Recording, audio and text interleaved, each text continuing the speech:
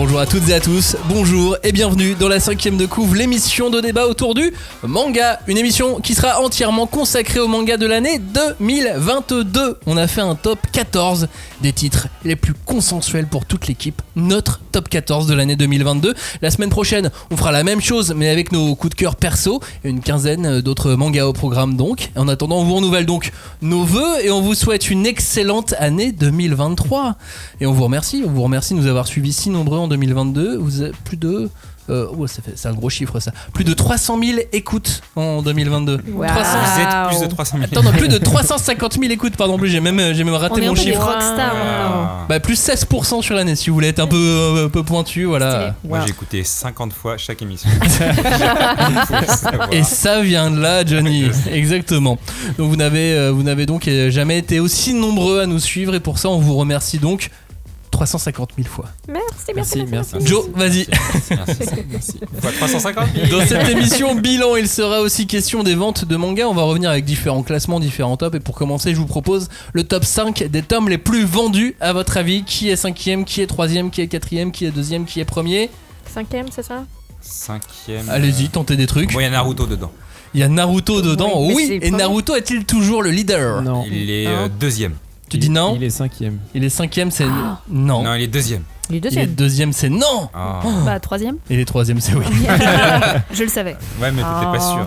Mais qui est premier cette année? One Piece. Parce que c'est Naruto tome 1, troisième place, troisième tome le plus vendu en France en 2022.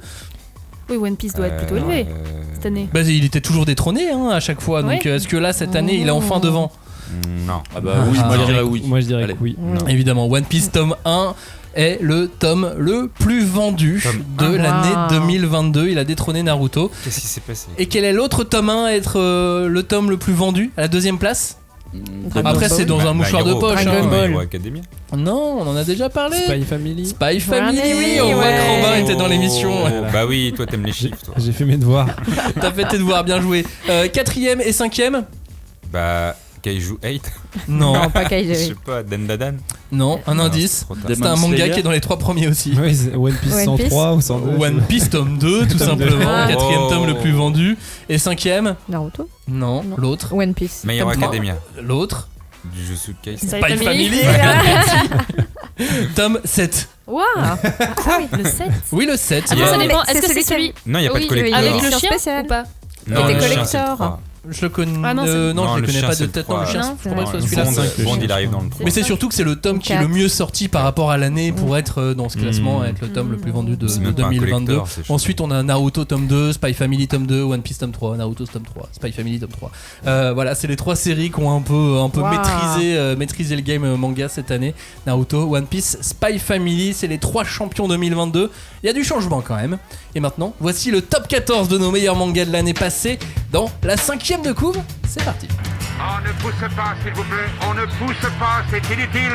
Le public n'est pas autorisé à assister aux épreuves éliminatoires. Moi, je crois que je pourrais être un très bon ninja. À quoi vous jouez? L'heure est grave, c'est pas le moment de faire les guignols. Mais on n'a rien d'autre à faire, on peut pas sortir. On va leur faire notre attaque secrète, l'attaque de la Tour Eiffel, ils vont rien comprendre. Et il faudra aussi parler des dessins animés, notamment des dessins animés japonais qui sont exécrables, quoi, qui sont terribles. Ah, les bâtards! Oh, this you crazy mother. Rebonjour, re-bienvenue à tous. Cette fois encore, nous allons charcuter, découper, disséquer et aimer les nouveautés manga de 2022. Avec nous, celui qui a toujours choisi avec soin les mots qu'il utilise, surtout si on parle des gens qui se plaignent dans les réseaux sociaux. Salut Robin. C'est un truc qui est revenu cette année, j'ai remarqué. C'était ma marotte. C'était une petite marotte. Ok, très bien. Marotte, papy, grincheux. Bam. Pas mal. Cette année, lui, il a vaincu toutes les épidémies, toutes les maladies, et il est avec nous. Connard. Salut Johnny. Bonjour. Parce que Bah l'année oui. dernière, tu te souviens? T'étais pas là. C'est vrai, j'étais malade. C'était pourquoi? T'étais qu'à contact. Ah oui, c'est vrai, vous m'avez évincé alors On que t'a totalement. Bah non, en fait, Alors que t'étais de l'autre c'était côté de la surfait, le porte à Covid. écouter. tout le monde savait que c'était surfait. C'était un le Bon, à protocole l'époque, on savait sanitaire, pas. ça n'a rien à voir. Ça faisait 2 semaines que j'ai mal à la gorge et je suis venu là. Super, merci. Elle pourra tout vous dire sur comment ranger sa bibliothèque quand on a des enfants qui peuvent se servir dedans. Ça va, Julie? Salut.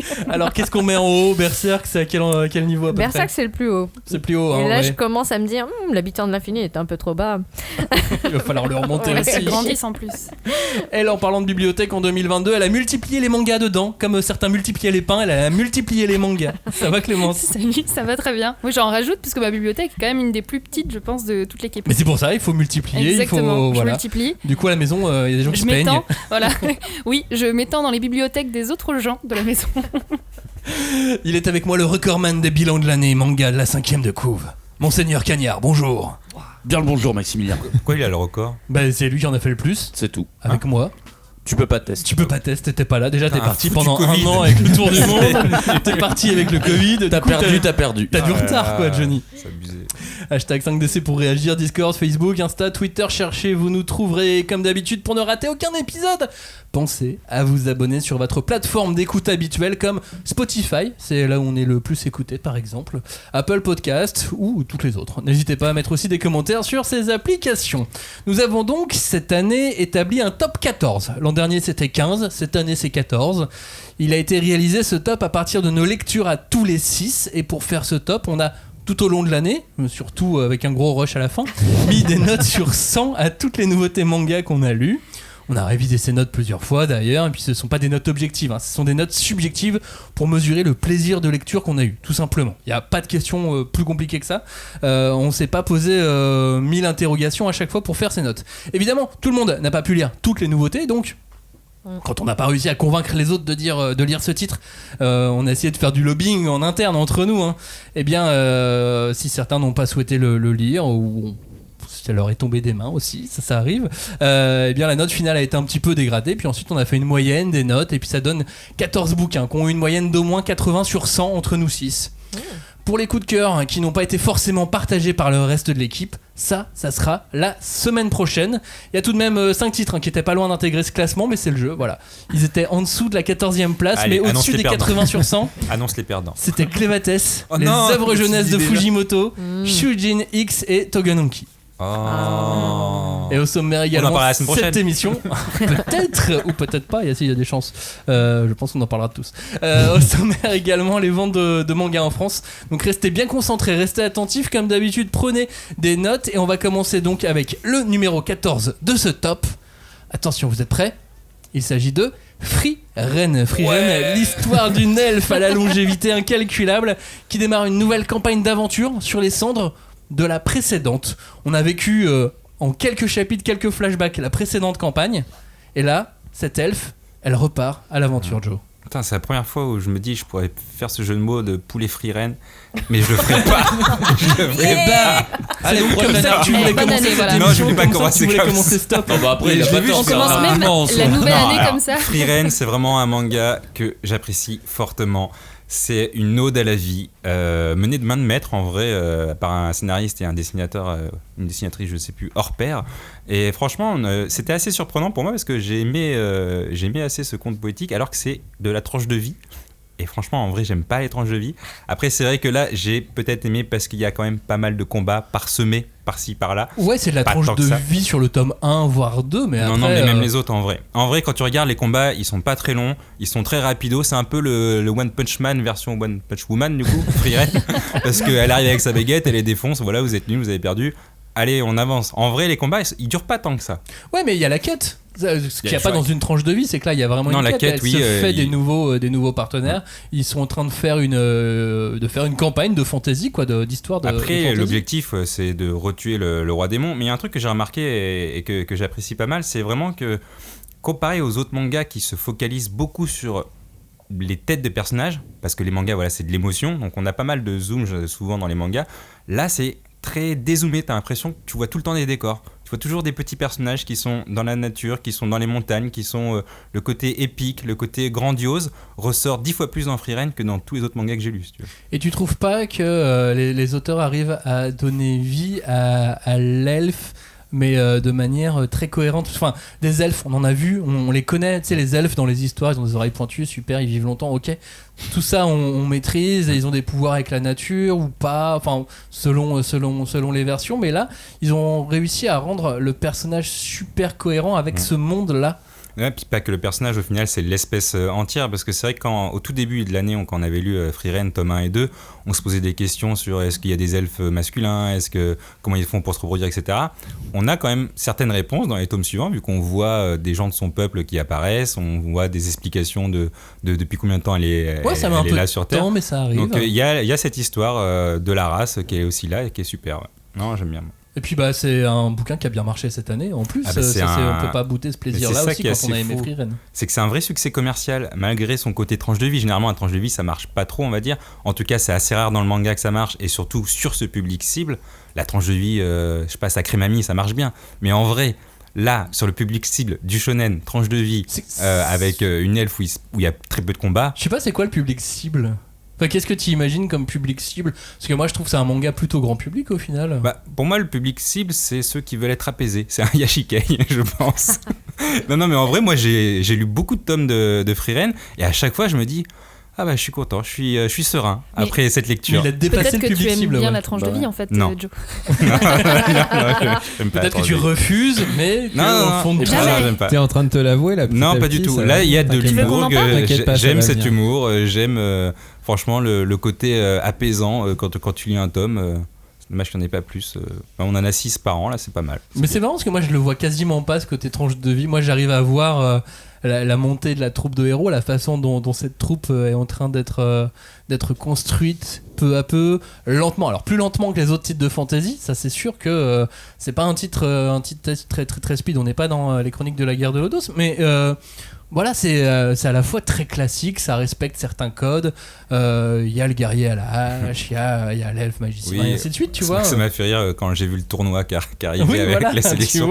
Non, mais c'était adorable. Mais après, c'est vrai qu'il y a vraiment des passages où tout d'un coup, tu as une pause, tu vois, il y a des dialogues, ça explique, et tout d'un coup, tu vas avoir 5-10 pages sans texte.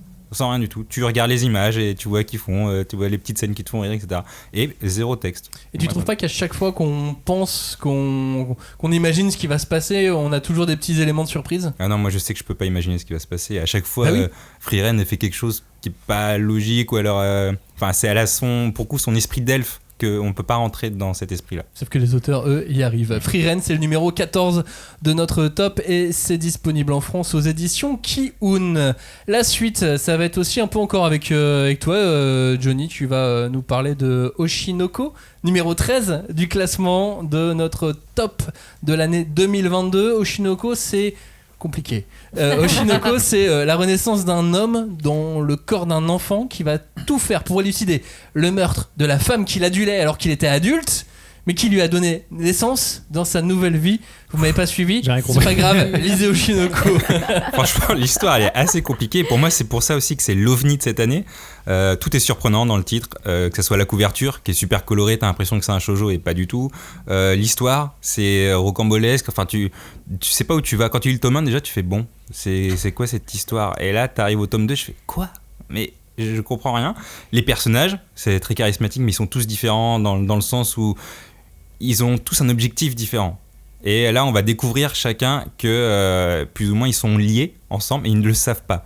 Et moi, j'en suis au tome 5, ils ne le savent toujours pas. Je sais pas quand est-ce qu'ils vont le savoir. Mais non, c'est vraiment l'ovni. Moi, c'est mon top 2 des titres 100% original. Le top 1, il viendra plus tard, je vous le dirai. Mais c'est pas anodin qu'il soit pas mal vendu. Au final, parce qu'il est 9ème, toi. Oshinoko, Julie, il faut au moins lire les 2 premiers tomes, sinon on passe à côté. Moi, je pense, parce que, comme dit Johnny, en un tome, t'as tellement d'histoires en une histoire, c'est hyper complet.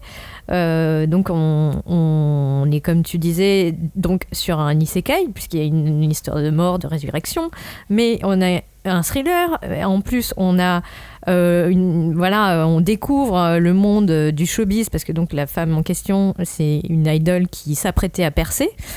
Et t'as tous ces couches-là, toutes ces couches-là qui font une espèce de millefeuille hyper surprenant.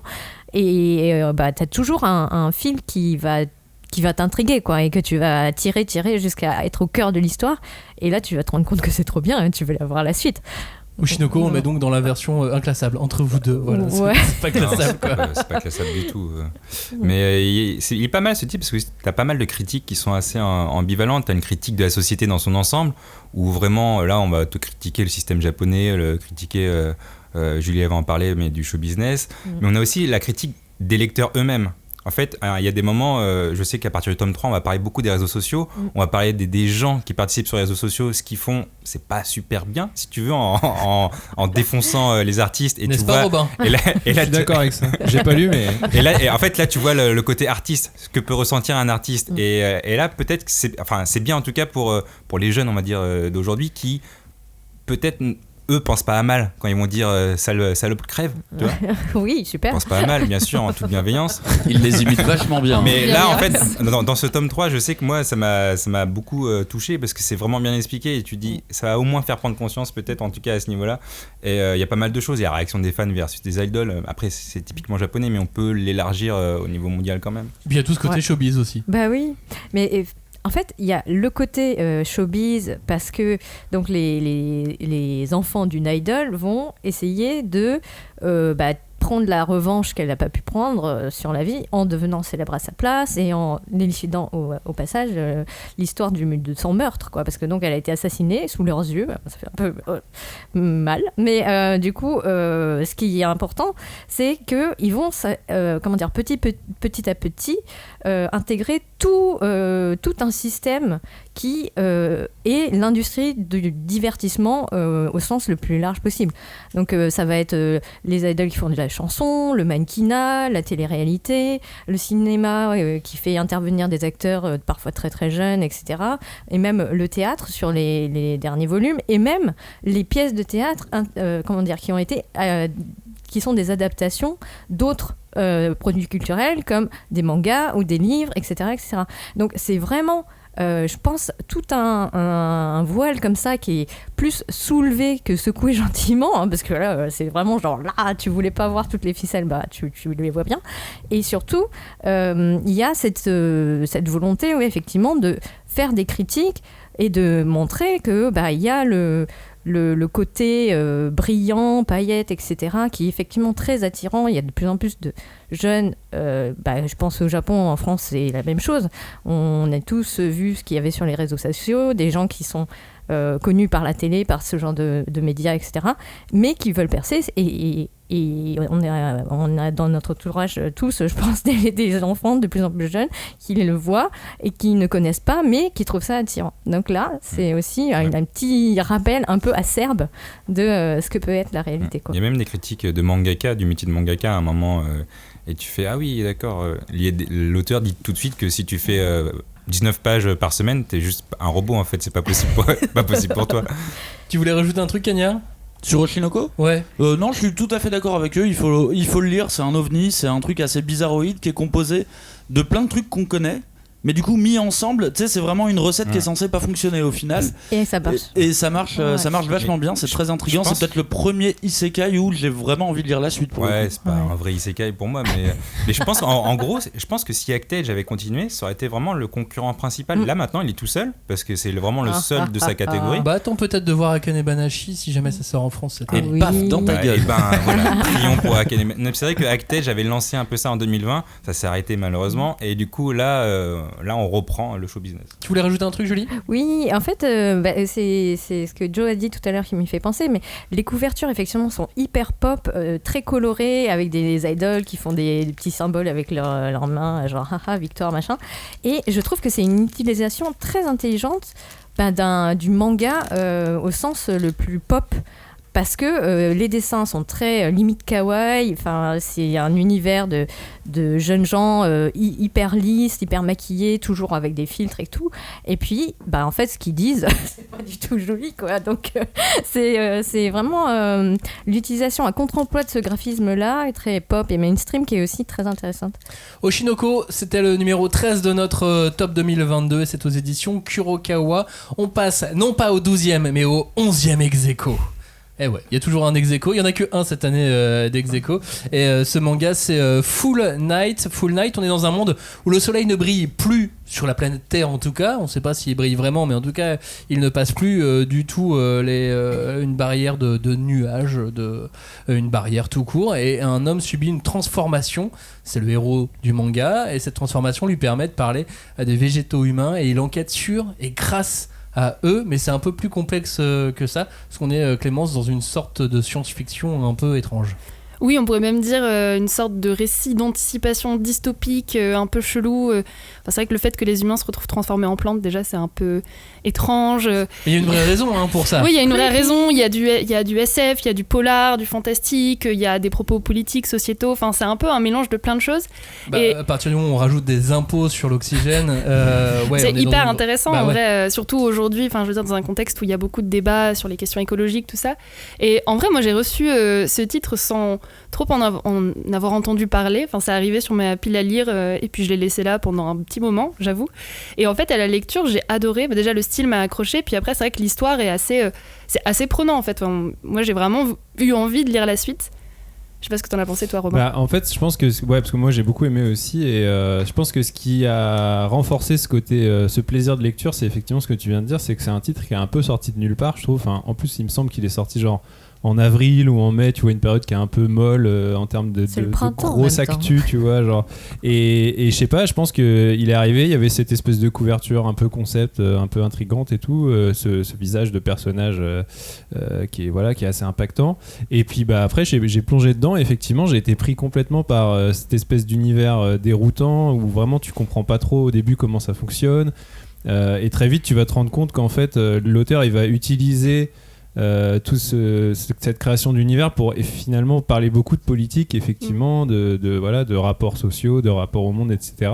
Et puis il y a cette patte graphique, quoi. C'est ça. Graphiquement, c'est très loin des canons actuels. C'est pas classique du tout. Clairement, je pense que d'ailleurs, à mon avis, c'est un dessin qui peut être clivant, tu vois, parce que c'est vraiment, il est pas du tout dans les canons habituels. Il y a de mémoire, alors j'ai pas les pages sous les yeux, mais il y a pas assez peu de trame. C'est beaucoup aussi des gros aplats noirs, un jeu beaucoup sur les contrastes, le noir et blanc. Bon, tu me diras, on parle d'un monde sans lumière, donc c'est un peu logique. Oui, c'est ce que j'allais dire. Ouais. Mais voilà, il y a vraiment tout ça qui fait que pour moi, ça vraiment, ce bouquin, il m'est vraiment resté toute l'année en tête parce que c'était une grosse découverte, quoi. Je voulais juste rebondir effectivement sur le côté graphique. Comme tu dis, à mon avis, c'est clairement clivant.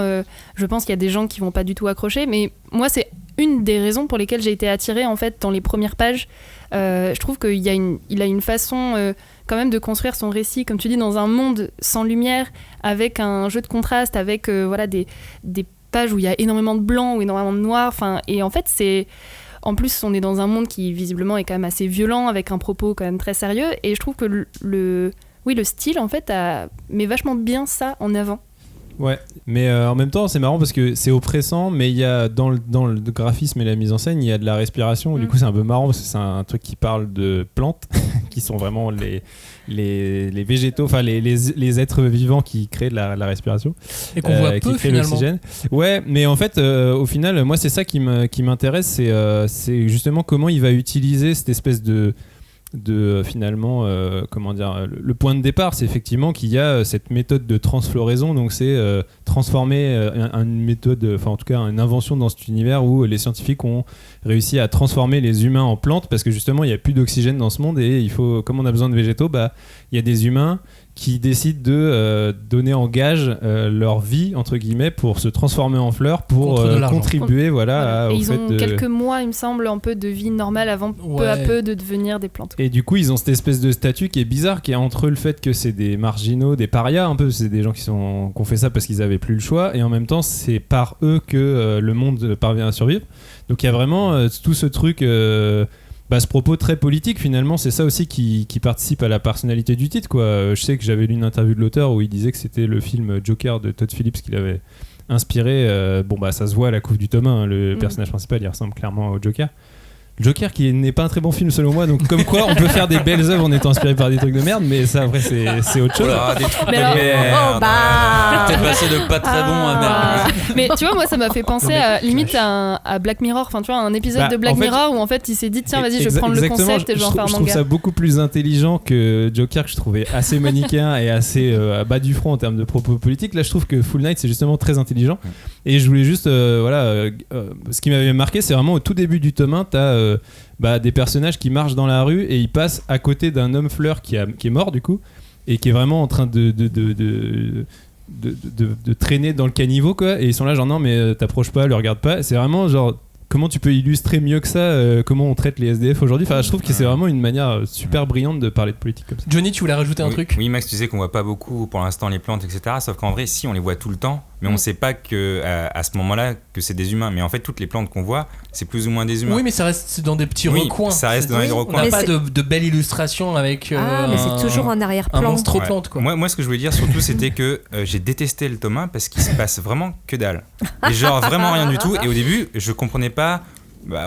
Quelle histoire on allait avoir. Et en fait, c'est à partir du tome 2 que là, on découvre vraiment l'intention de l'auteur. Et clairement, pour moi, t'es obligé de lire les 2 tomes au moins pour savoir si tu vas aimer ce titre. C'est pas possible que tu l'aimes avec juste le tome 1. Bah, c'est vrai que le tome. Si, c'est possible. Alors, oui, mais tu vas être déçu par le tome 2. Moi, j'avais adoré le tome 1, mais je pense que le tome 1, ce qui peut avoir de frustrant, c'est qu'il est très construit sous forme de petites histoires. À chaque fois, c'est une petite enquête. Même pas. Il a raison. Parce que le que tome 1, c'est pas vraiment une petite enquête. C'est à partir du tome 2 où t'as quelque chose. Non, mais c'est plusieurs. À chaque fois, genre, en gros, quand ils comprennent qu'il a ce pouvoir de parler aux plantes, parce que c'est vrai que c'est la particularité de Héros, c'est que lui il va pouvoir parler aux humains qui ont été transflorés et qui deviennent des plantes, et du coup il va aussi comprendre ce qui les a amenés à faire ça, les choix et tout, etc. Et donc et à créer un lien surtout, à faire de la communication entre mais dès le tome 1 t'as quand même ce truc de à chaque fois une petite histoire sur justement il va enquêter sur la vie d'un personnage. Mais essayez pas de le convaincre, au final il a aimé. Oui, bien sûr. Mais ce que je veux dire c'est que je pense que ça peut être ça cette espèce de manque de fil rouge entre guillemets, mais c'est vrai début, qu'après ça il était dur. Full Night, donc c'était 11e ex-aequo de notre classement SC2 édition, et Glénat 11e, également 11e ex-aequo avec Full Night, c'est le manga Ranking of Kings. Ça, vous en avez peut-être un peu plus entendu parler parce que l'animé a eu une certaine résonance en France cette année. Ranking of Kings, c'est l'ascension d'un jeune garçon sourd et plutôt faiblard dans le classement des rois dans un monde médiéval fantastique. Julie. Bah oui, mais c'est une très bonne surprise parce que moi j'avais pas du tout cédé à la tentation de regarder l'animé. Non mais enfin tout ça pour dire, c'est étrange parce que les couvertures, le design font que c'est un peu vieillot, un peu simplet. Bon, et à côté de ça, il faut pas s'arrêter à ce dessin très naïf parce que les propos sont très matures, très intéressants. Bon, j'ai encore dit intéressant, je sais, c'est pas très bien. Mais disons que moi, j'attendais pas grand-chose de ce titre et j'étais super emballée par toute l'émotion en fait que tu ressens parce que tu vois les efforts que font tous les personnages en fait, même si évidemment il y a ce petit prince Boji qui est tout mignon, c'est ça, on s'attache à Boji, voilà, qui est la douceur même, et en fait le fait de le voir s'accrocher, faire des efforts, etc., tu peux pas ne pas aimer ce titre. Enfin, je sais pas, moi je trouve que c'est Comment vraiment t'as réagi difficile. toi, Clémence ? Oui, je suis totalement d'accord avec Julie. Je pense que la force de cette histoire, c'est pas tant le dessin, voire même ça peut être un problème pour certains lecteurs, je pense, et j'en fais partie. Mais la force de cette histoire, c'est vraiment ces personnages, et Boji qui est devenu vraiment un personnage, on va pas dire mythique, mais très très connu, je pense, parmi les fans de manga. Il y a le scénario, les émotions incroyables qui nous fait ressentir, enfin t'as envie de pleurer 12 fois en lisant rien que le tome 1. Et ce qui est intéressant, c'est le contraste justement entre cette apparente naïveté du récit qui se présente vraiment comme un conte pour enfants, quoi, et la cruauté, genre vraiment la violence de l'histoire. Enfin, c'est juste horrible ce qui arrive à ce petit garçon. Limite, je me demande s'il est pas jamais un peu maso, en fait. Enfin, genre pas maso, mais genre vraiment pourquoi tu fais autant de mal à ce petit garçon. L'auteur est un peu bizarre, et ça nous prend par surprise, ça nous déstabilise. Ce qui fait que justement le manga est aussi passionnant, c'est justement ça, quoi.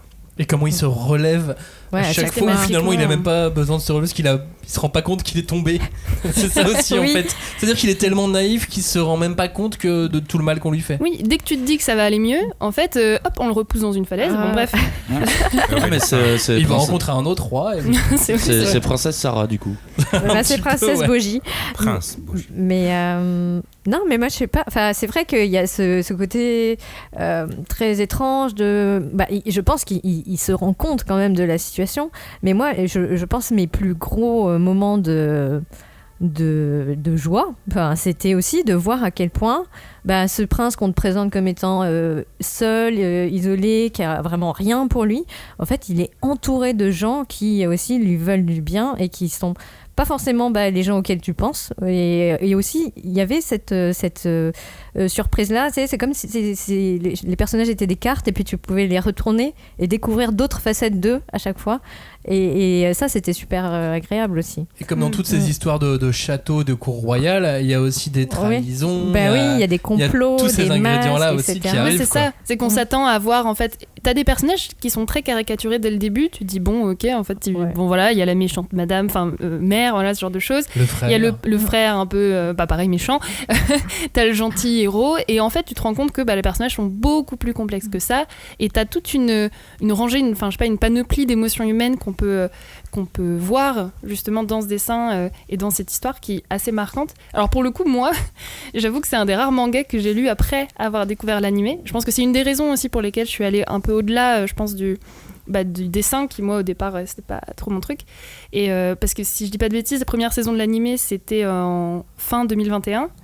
Et le manga, lui, est sorti en France en avril de cette année. Donc, voilà. Et en fait, j'avais même été époustouflée vraiment par l'animé, qui est un de mes préférés de ces derniers mois, et qui justement contrebalance un peu les qualités graphiques, lesquelles j'ai un peu de mal. Moi, avec, tu vois, c'est autant par exemple, je peux avoir énormément de mal avec les qualités graphiques de Full Night, autant un Ranking of King va aussi avoir les mêmes défauts, mais l'un comme l'autre, par leur histoire, par leur mise en scène surtout, vont réussir à faire passer outre et à te faire plonger dans l'histoire. En fait, ça joue sur ce côté surprenant et ce décalage vraiment entre la violence, la naïveté. Enfin, je pense que, bon, j'en sais rien, mais si le dessin avait été un peu plus réaliste ou vraiment bien ficelé et tout, je sais pas si ça avait eu la même puissance, quoi. Je sais pas. T'avais un mot de la fin, Julie ? Oui, moi je trouve que pour le coup, il y a une réflexion aussi sur toutes les thématiques qu'on connaît déjà, donc la force, le pouvoir, la loyauté, qu'est-ce qui fait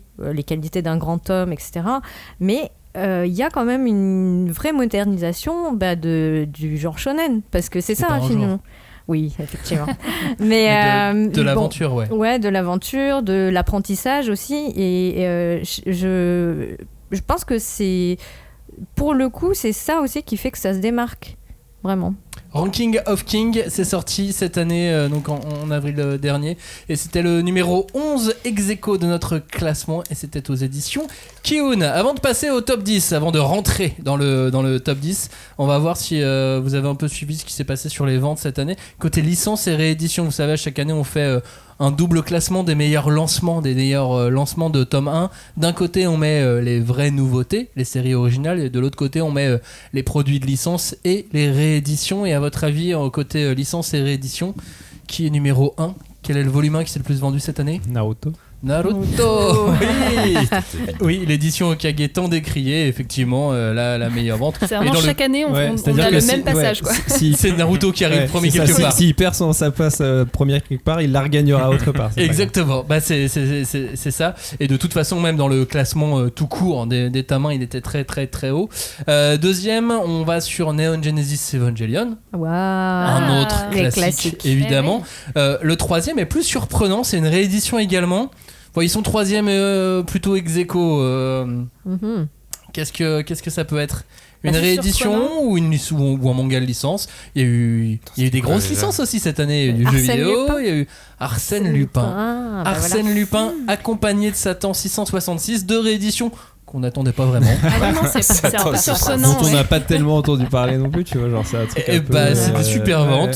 Satan, on en a parlé un peu. En même temps, oui, je me dis que c'est un super cadeau. J'imagine très bien des parents qui connaissent pas du tout les mangas et qui se disent vas-y, je vais faire découvrir à mon enfant. Satan 666. Il la couve. Non, mais je pensais à Arsène Lupin. C'est vrai qu'entre les deux.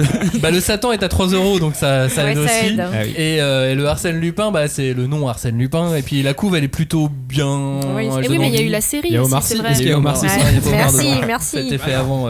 C'est un truc qui date de 2014, quelque chose comme ça, je crois, Arsène Lupin. Cinquième, c'est comme chaque année, il en faut un dans ce classement. Un classique Pokémon, de Lovecraft. Oui. Alors, Le Molos, cinquième. Ils en sont à combien ? Ils en sont beaucoup. Non, mais ils en font que 2 par an. Donc ça après, le Molos, c'est la première œuvre de l'auteur. Bon, très grosse licence. Très En grosse. 6ème place. Pokémon. Des Dragon Non, Ball. plus gros. Plus gros que Pokémon. Plus Mais gros que non, Pokémon. Ken. Impossible. Plus gros, mais genre gros mondial quoi. Bah Pokémon. Genre il y a pas plus gros. 1979, tout ça, tu vois. Mario Louis. Non. Zelda. Plus vieux. Plus vieux. Oula. Pac-Man. Est-ce que c'est plus vieux que Pac-Man? Ah, peut-être pas. Par rapport Donkey à Pac-Man, Kong. mais c'est pas Pac-Man, c'est américain à la base. C'est américain. Star Wars. Star Wars, Bah. évidemment. Ah. Star Wars. Et ouais. Ok, Star Wars, ouais. étoile perdue, super lancement, super vente. Ensuite, il y a My Hero Academia Smash. Je sais plus si c'est toi, Ah, Robin, tu le ou mets toi, Johnny, dedans, qui en parlait. Bah, c'est Non, de la c'est pas licence, moi. oui, c'est du. Ah oui. Si Oui, le oui, manga était oui. sorti sans l'existence de My Hero Academia, Effectivement. ce serait pas vendu comme ça. Dragon Quest 8ème, 9ème, Nier Automata. Ah ouais. Malgré tout ce que tu peux penser de ce manga, Joe. Franchement, j'ai fait Je 3 sais- pages, j'ai fait allez, vas-y. Nier Automata, Opération Pearl Harbor, belle vente. Et petit plaisir sur le 10ème, c'est une sacrée mamie, l'édition double. Ah, super. Ah bah j'en parlais. Et voilà, tu vas t'en parler tout Un à l'heure. approche de vie. hein. Et bah voilà, tu vois, une sacrée mamie, ça a trouvé son public. Et alors ça, je m'y attendais pas. Moi, quand j'étais libraire, j'en vendais toujours. Ouais, parce qu'à C'est l'époque, le ils se conseil vendaient déjà facile. bien, hein, mine de rien. Oui, c'est le conseil facile. Tu connais pas trop le manga, t'es un peu vieux, t'as 30 ans. Et ben, Il y a une histoire de une sacrée mamie. Ah oui, c'est vrai, il faut remettre ce débat, t'es un peu vieux, t'as 30 ans. Voilà pour ce petit top 10 des lancements des tomes 1 de manga de licence et de réédition cette année. En France, place maintenant au top 10. Là, on rentre dans le vrai game. Autant les Bah, 4 avant là. aussi, Tu sais, des fois en plus ça joue à un point et tout. Un demi là. Oui, c'est vrai que j'ai fait des virgules en plus cette année. Numéro 10, donc, c'est le manga Trillion Game. Trillion Game, c'est quoi? C'est l'ascension dans le monde des affaires d'un duo iconoclaste dont l'objectif est de posséder 1 trillion de yens. Ça fait combien déjà en euros ça? Aucune non pas idée. des dollars. Je crois qu'ils l'ont mis, mais j'ai pas retenu. Moi non plus, j'ai pas Faut retenu, regarder mais Trillion. Trillion Game, ça marche, Sinon, on ça change marche de bien. Moi j'adore les personnages charismatiques, j'adore les clichés et j'adore les scènes comiques. Et franchement, ce Bam, bam, manga bam. regroupe tout ce que j'aime. C'est vraiment un bon duo de génie que les auteurs ont réussi à faire. Le scénariste c'est l'auteur de High Shield 21 et de Dr Stone, et le dessinateur c'est celui de Sanctuary. Donc en vrai, même eux, le duo d'auteurs fonctionne aussi à merveille. Et moi je trouve que même si c'est très surfait, il y en a ça peut déplaire ce côté surfait, ce côté poussé, mais quand c'est bien fait, moi je trouve, tant au niveau scénario que dessin, moi j'aime, ça marche. T'en dis quoi toi, Cagnard? Déjà, faut que je présente des excuses parce que j'ai lu la preview, le chapitre 1 à l'époque, et dans l'émission j'avais dit mais c'est quoi cette merde en fait. Et du coup, vu que vous en aviez tous pas mal parlé, j'ai repris la lecture et en fait ça défonce. C'est vraiment trop bien comme manga. Et nous on te regardait genre. Mais ouais. En plus c'est vraiment le genre de manga qu'aime Cagnard, c'est oui, bizarre, on comprenait pas. Non mais je me souvenais que tu me disais non non Cagnard t'es bête là, et là non mais c'est vraiment débile comme manga. Regarde, là il y a un drapeau Cagnard, là un drapeau Cagnard, là un Mais autre. je sais pas, j'ai fait un blocage, tu vois, juste sur le chapitre 1, je me suis dit non. Et en fait, je sais un petit peu ce qui m'a un peu empêché au début à la lecture du tome 1. Mais au final, je trouve que c'est un manga qui est vraiment feel good et qui donne la patate. Alors, le truc qui m'a bloqué au début, c'est que les personnages ils sont excessifs. Enfin, c'est criard, ça te fait mal à la tête. Ils sont bigger than life. Les sommes dont ils parlent dans le manga n'ont aucun sens. Tu vois, En plus, c'est des totalement yens, absurde. quoi. Et en plus, c'est des yens. Mais le scénariste, ce que je peux vraiment lui reconnaître, et ça tu peux le trouver dans toutes ses séries, il a vraiment une patte quoi. Il a une patte de positive attitude. Le mec, s'il montait une secte, c'est mort. Tout le monde sombre dedans, c'est sûr, tu vois. Donc il y a une énergie dans ce manga que je trouve vraiment génial quoi. Après, l'intérêt aussi de lire ce manga, et même beaucoup de mangas en général en tout cas, c'est que c'est pas que du divertissement au final, c'est aussi une certaine réflexion, en tout cas dans le Trillion Game on le voit assez rapidement, une réflexion sur le monde des affaires, et il y a toujours cette double lecture, cette critique de la société japonaise mais qui s'étend pareil toujours au niveau mondial, et qui se retrouve dans les titres de Sanctuary d'ailleurs. Non, moi Du j'adore. dessinateur de Ryoichi Le Kigami. dessinateur, pardon. Mais oui, carrément. Et Trillion Game, il a ce truc aussi c'est contrairement à Sanctuary qui est dans son époque. Et pour le coup, là, c'est totalement dans notre époque. Peut-être même un peu en avance, Trillion Game. Les GAFA, ils sont là. C'est un des trucs que j'ai beaucoup aimé dedans. C'est en fait, je trouve que le manga, il est vachement ancré dans une mouvance Startup Nation, tu sais. On avance et on fait rêver, absolument, et il faut continuer à avancer. Et en réalité, tout est excessif là-dedans, même les situations qu'ils rencontrent.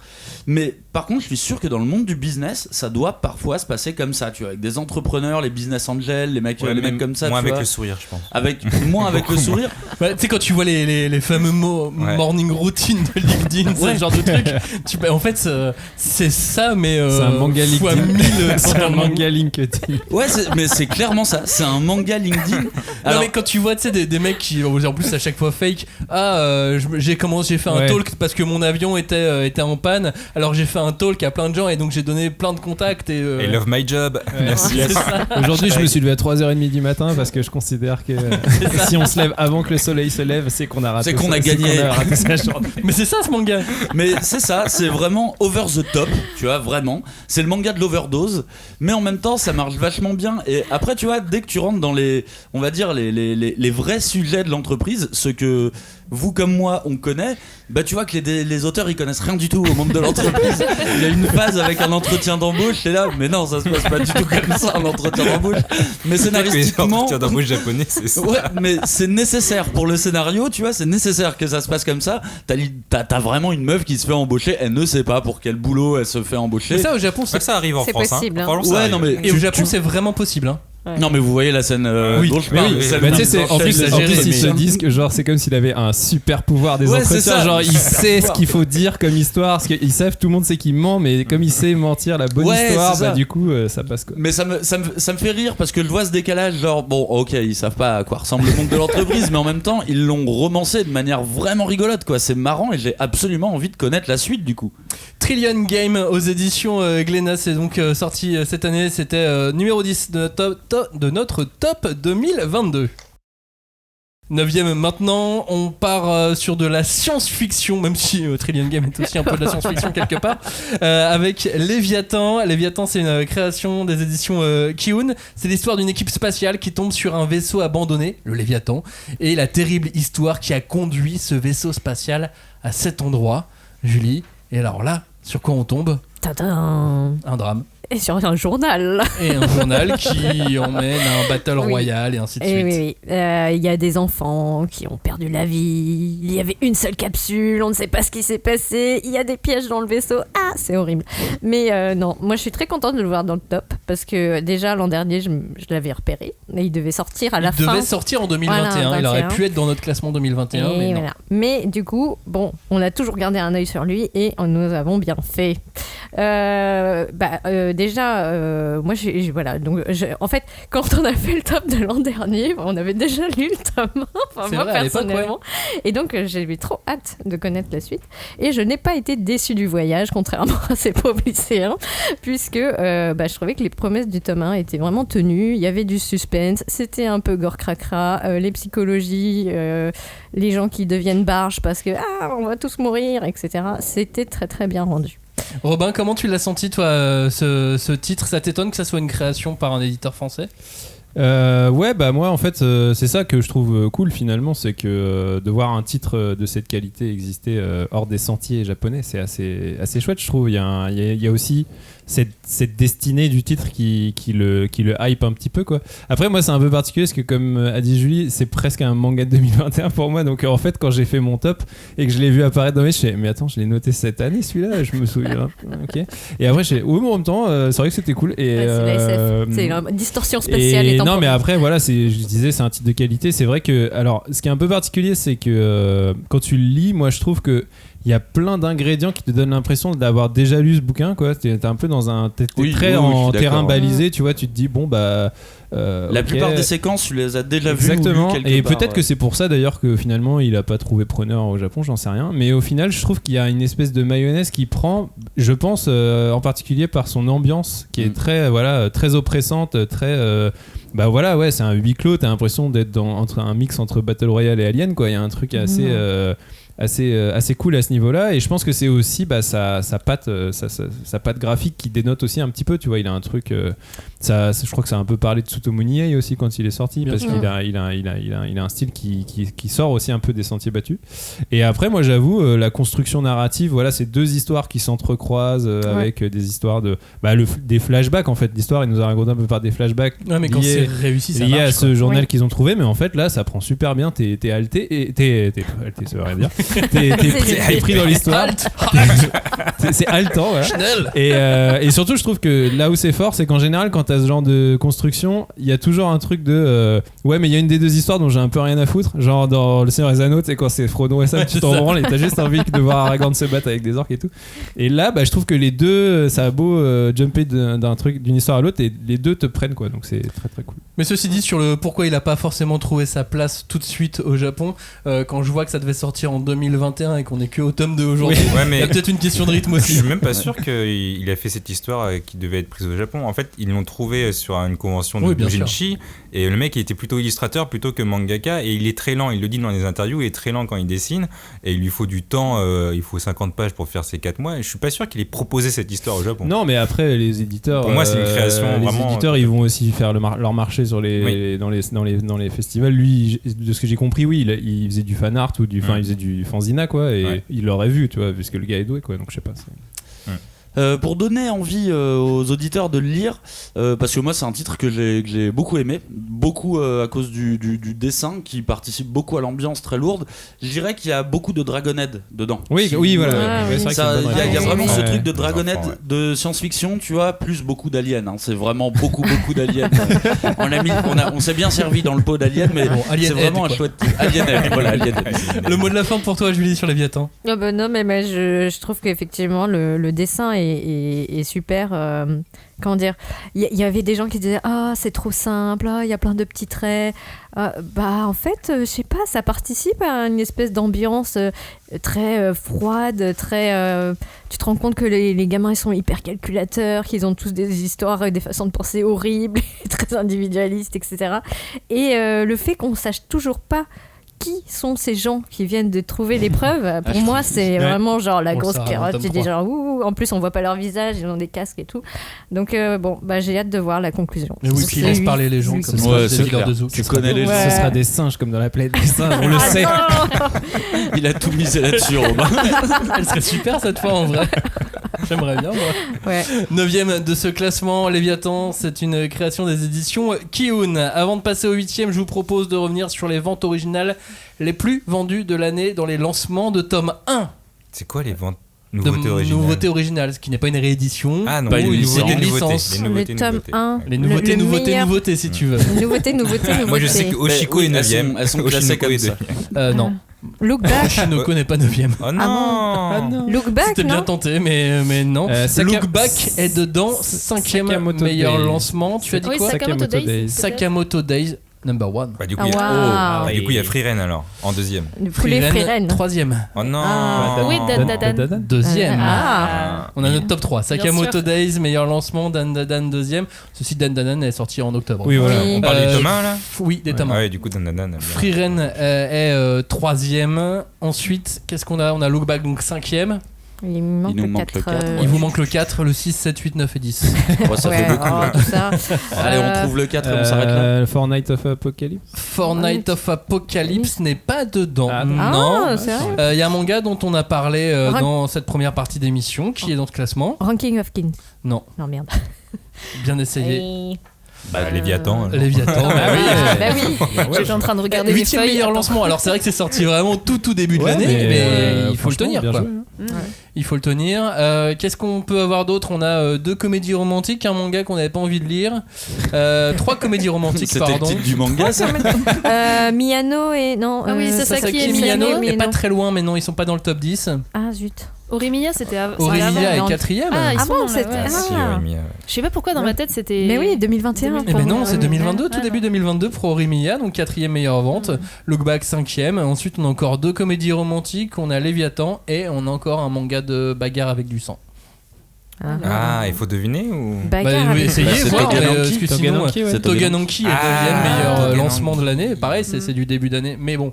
Et donc il reste deux Tout comédies début romantiques. comme ça, et il reste 2 comédies romantiques Couple et Cuckoos. un manga par le dessinateur de Black Cat. Ah non, alors non, on Ah. va pas savoir. Non, on va Ah pas bah savoir. truc Non, non, X c'est- là. Il non, s'appelle c'est pas- Fragrance, Darling Fragrance the X. Fox. Ouais, Darling in the Franxx. Franxx, 6e meilleur lancement de l'année. Oh la vache. Qui achète ça Toi. Bah, beaucoup de gens. Non, mais je suis sûre que j'en ai lu une ou deux des comédies romantiques là. Bah, il y a Komi cherche ses mots. Mais oui. Oui, A couple voilà. of cuckoos. Ah, bah j'avais raison. il l'avait Joe dit, l'avait il dit. l'avait Ah ouais, non. Tu l'as dit tout à Ouais. l'heure On Mais peut les demander du de coup, le j'ai répéter. pas accroché. Oui, il a dit du tout, celui-là, moi. Parce qu'il a dit Oshinoko aussi, donc du Oui, coup, ouais, mais ouais. je me suis dit, le mec a tenté 17 Non. mangas, au bout d'un moment, il va avoir une bonne réponse. Il Je faut sais pas. écouter. Hein. Voilà, ça c'était le top 10 des meilleurs lancements originaux de cette année 2022. Place à notre top, place au numéro 8. Quelqu'un l'a cité, mais il n'est pas parmi les 10 meilleurs lancements des ventes de l'année. Bon, il n'était pas très loin non plus. Ce manga, c'est Four Nights of Apocalypse, un manga d'aventure qui place le lecteur dans la peau de Perceval, un jeune garçon qui part en quête du monde afin de retrouver et d'arrêter son père. Oui, ce pitch, vous l'avez déjà entendu, parce que c'est un manga d'aventure classique, mais Mais pas un vrai manga d'aventure qui nous fait plaisir, Cagnard. Bah, moi j'ai adoré, on est à la maison. Alors bon, faut savoir que j'avais déjà beaucoup aimé Seven Deadly Sins. En fait, c'est un auteur que j'aime bien son dessin. Il a un style de dessin un petit peu années 90, un peu rétro, j'aime beaucoup. Et c'est un titre qui, justement, il gagne en clarté au fur et à mesure des tomes. Au début, j'étais un petit peu pas sûr de moi, parce que je me disais, bon, on est dans une vraie fausse suite, c'est un petit peu compliqué. Mais en Oui, fait, c'est-à-dire que c'est la suite de Seven Deadly Sins, mais si on n'a pas lu Seven Deadly Sins, ça ne change absolument rien. non, ça changera. Après, je conseille quand même de lire Seven Deadly Sins avant. Parce que c'est mieux. bien, mais même dans l'autre sens. Ouais, oui, dans l'autre sens, pourquoi pas. Bon, après, en gros, si vous voulez de la bonne grosse baston, bah vous êtes arrivé au bon endroit, quoi. C'est les bastons, les coups de poing. Il a un truc avec les coups de poing, hein. Il faut que chaque coup de poing fasse effondrer une montagne, sinon le coup compte pas, tu vois. Il y a vraiment un truc de puissance qui est assez de génial l'impact. dans ce manga. Et puis je suis toujours aussi étonné de la quantité de sang qu'on peut voir dans un bouquin pour ado, quoi. Mais Là, c'est du sang bien. Enfin, c'est. Il est noir. Bien fait. Ça va, c'est pas Non, mais je sais choquant. pas, il me semble justifier ce sang. Ah non, mais moi de toute façon, le sang me semble toujours justifié de base. Mais quand ça vient d'un enfant, c'est encore plus justifié, tu vois. C'est sûr. Mais là, disons que c'est un enfant qui s'en prend quand même pas mal plein la gueule. Et à chaque fois, j'étais là, oh, il est jeune, hein, quand même, cet enfant pour. Mais il est fort. Ouais, il est très très fort Mais en pour fait, se faire éclater de partout. Moi je vois ce manga comme l'aventure avec un grand A, et j'ai ressenti quelque chose d'assez semblable quand tu dis ce petit bonhomme il est très très fort. C'est assez semblable au souvenir que j'avais sur mes premiers très grands mangas d'aventure. Si j'essaie de me remémorer des sentiments que j'avais en lisant Dragon Ball, alors c'est compliqué puisque du coup j'avais vu l'animé machin, j'étais jeune, mais j'ai un feeling assez semblable au début de Dragon Ball, quoi. Ah, pour moi, c'est vraiment du Dragon Ball. Puis t'as un Sangoku en puissance là, hein. Sangoku début Dragon Ball, avant qu'il devienne un mauvais père. Mais t'as vraiment ce truc de l'enfant un petit peu ingénu, qui ne comprend pas trop bien le monde qui l'entoure. Puis c'est bien fait, quoi. C'est épique. Il a vraiment un sens de l'épique qui est admirable. Et moi, je suis parti dans une quête avec ce manga, quoi. Avec beaucoup d'éléments qu'on retrouvait déjà dans Seven Deadly Sins, en peut-être plus simple à la limite. À la limite, tu vois, le truc qui m'a fait plaisir, c'est que je trouve qu'il maîtrise mieux le fanservice que dans Seven Deadly Sins, tu vois, dans sa série précédente. Je trouve que là, il sélectionne. Le fanservice va consister à montrer les persos de Seven Deadly Sins, mais à chaque fois, il passe par là. Il pop, tu vois, il passe en coup de vent, donc tu sais qu'ils vont arriver, hein, au bout d'un moment dans la série. Mais je trouve que c'est parfaitement bien dosé. Et à l'inverse, le fanservice des grosses poitrines et compagnie, il a vachement baissé le niveau. Il l'a un peu plus Akira Toriyamaisé. Ouais. Oui, voilà, dans l'ensemble. C'est une autre façon de voir les choses. Et je trouve que dans ce manga, tout est bien dessiné, même quand c'est foiré. Pas que c'est foiré, mais quand il veut faire du SD, quand il veut faire des gueules bizarres, même quand c'est un peu moche, c'est bien. Oui, tu vois ce que je veux dire? Ils sont tous un peu Ils sont difformes, tous les beaux. persos. Ah. Alors, t'as la partie Idols, avec genre le héros, ses potes, et après, il y a la partie monstrueux, on va dire. Mais même dans le monstrueux, c'est bien fait, c'est absolument pas proportionnel. Mais c'est ça qui est bien, c'est ça qui donne ce côté vraiment puissance. Et puis là, t'as David contre Goliath sur chaque combat, à peu près, quoi. Et puis, il y a une chose aussi qui me fait penser à Akira Toriyama quand je regarde ce que fait Nakaba Suzuki aujourd'hui sur Four Nights of Apocalypse. C'est la chorégraphie des combats, c'est très film d'arts martiaux. Oui. Tu comprends chaque coup, tu comprends l'enchaînement des combats. C'est pas surcuté pour autant. Et puis il n'hésitera pas à y aller sur de la double page. On pourrait appeler ça même de la splash page, tu vois. Tellement encore une fois, chaque coup fait tomber une montagne. Donc il faut de la place pour dessiner des montagnes. Et là où il est fort, c'est qu'à chaque chapitre, il prend toujours le soin de te mettre au moins une planche, une pleine page pour te situer le décor et savoir toujours où se trouvent les personnages. Et du coup, ça se lit avec une facilité déconcertante. Ça, je les lis pas. Une pleine page, je passe. Même dans les romans de fantasy, je lis jamais les trucs de cartes et tout. Vous savez très bien que je me perds dans la vie. Non, c'est pas les cartes, je te parle juste d'un dessin en pleine page, juste une illustration quoi. Oui, j'avais bien compris. Un décor, pas une carte. Ça passe. Je regarde pas les dessins, je lis que les bulles. Moi, je lis les onomatopées, vous croyez quoi? Four Knights of Apocalypse, c'est aux éditions Pika, c'était 8ème de notre top. On passe au 7ème du classement. Il s'agit de Adabana. Qu'est-ce qui pourrait vous pousser à tuer quelqu'un? C'est un petit peu à partir de cette question que le récit se tisse peu à peu entre meurtre et mystère et aveu, Joe. Moi, c'est mon top 1 du polar. En vrai, il n'y a pas eu beaucoup de polars. T'as combien de top différents? Parce que tout à l'heure, t'as dit c'est mon top des titres 100% originaux. J'en aurai encore un autre. Et là, c'est le top 1 du polar. Non, mais en vrai, malgré quelques incohérences au niveau réalisme de l'enquête, faut pas se leurrer. Il y a des trucs qui c'est pas possible.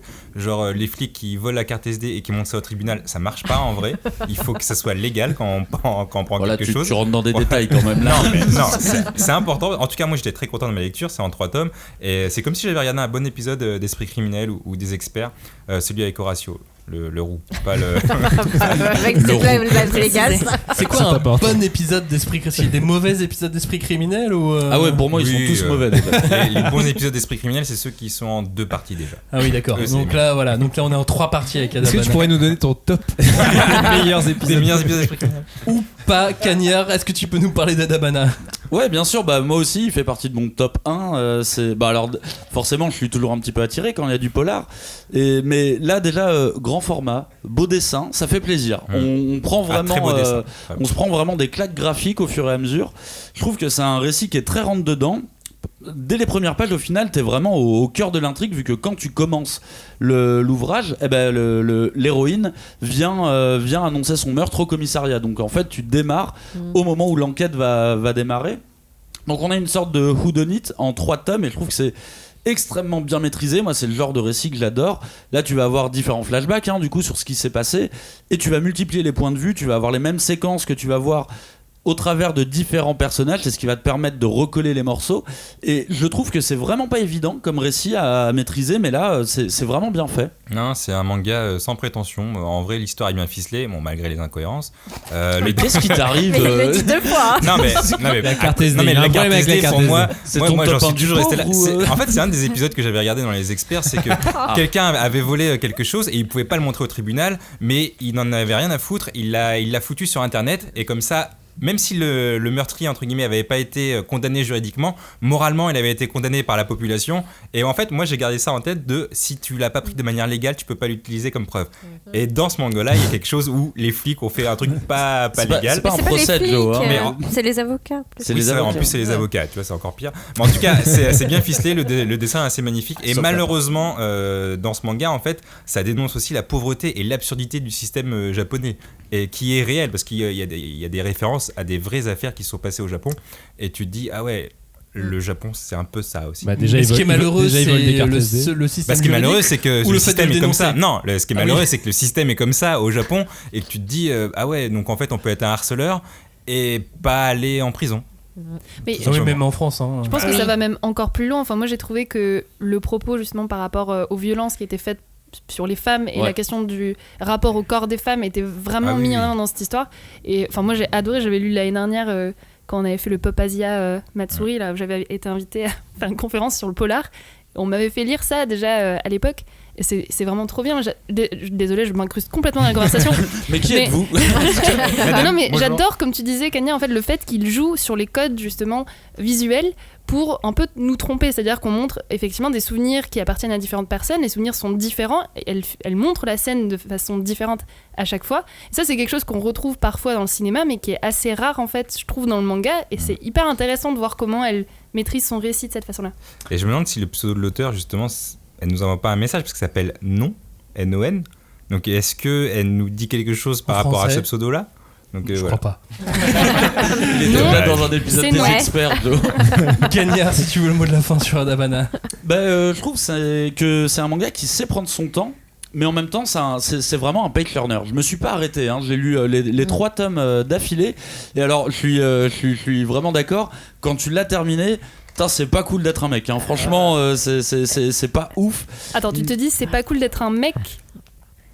Vu ce qu'il prend. Alors attends, oui, non. Cool, c'est une oui, attends, attention. C'est pas cool que les mecs qui sont enfermés, hein. Franchement. Franchement, les pauvres violeurs quand même. Attendez, c'est pas ce que je voulais dire.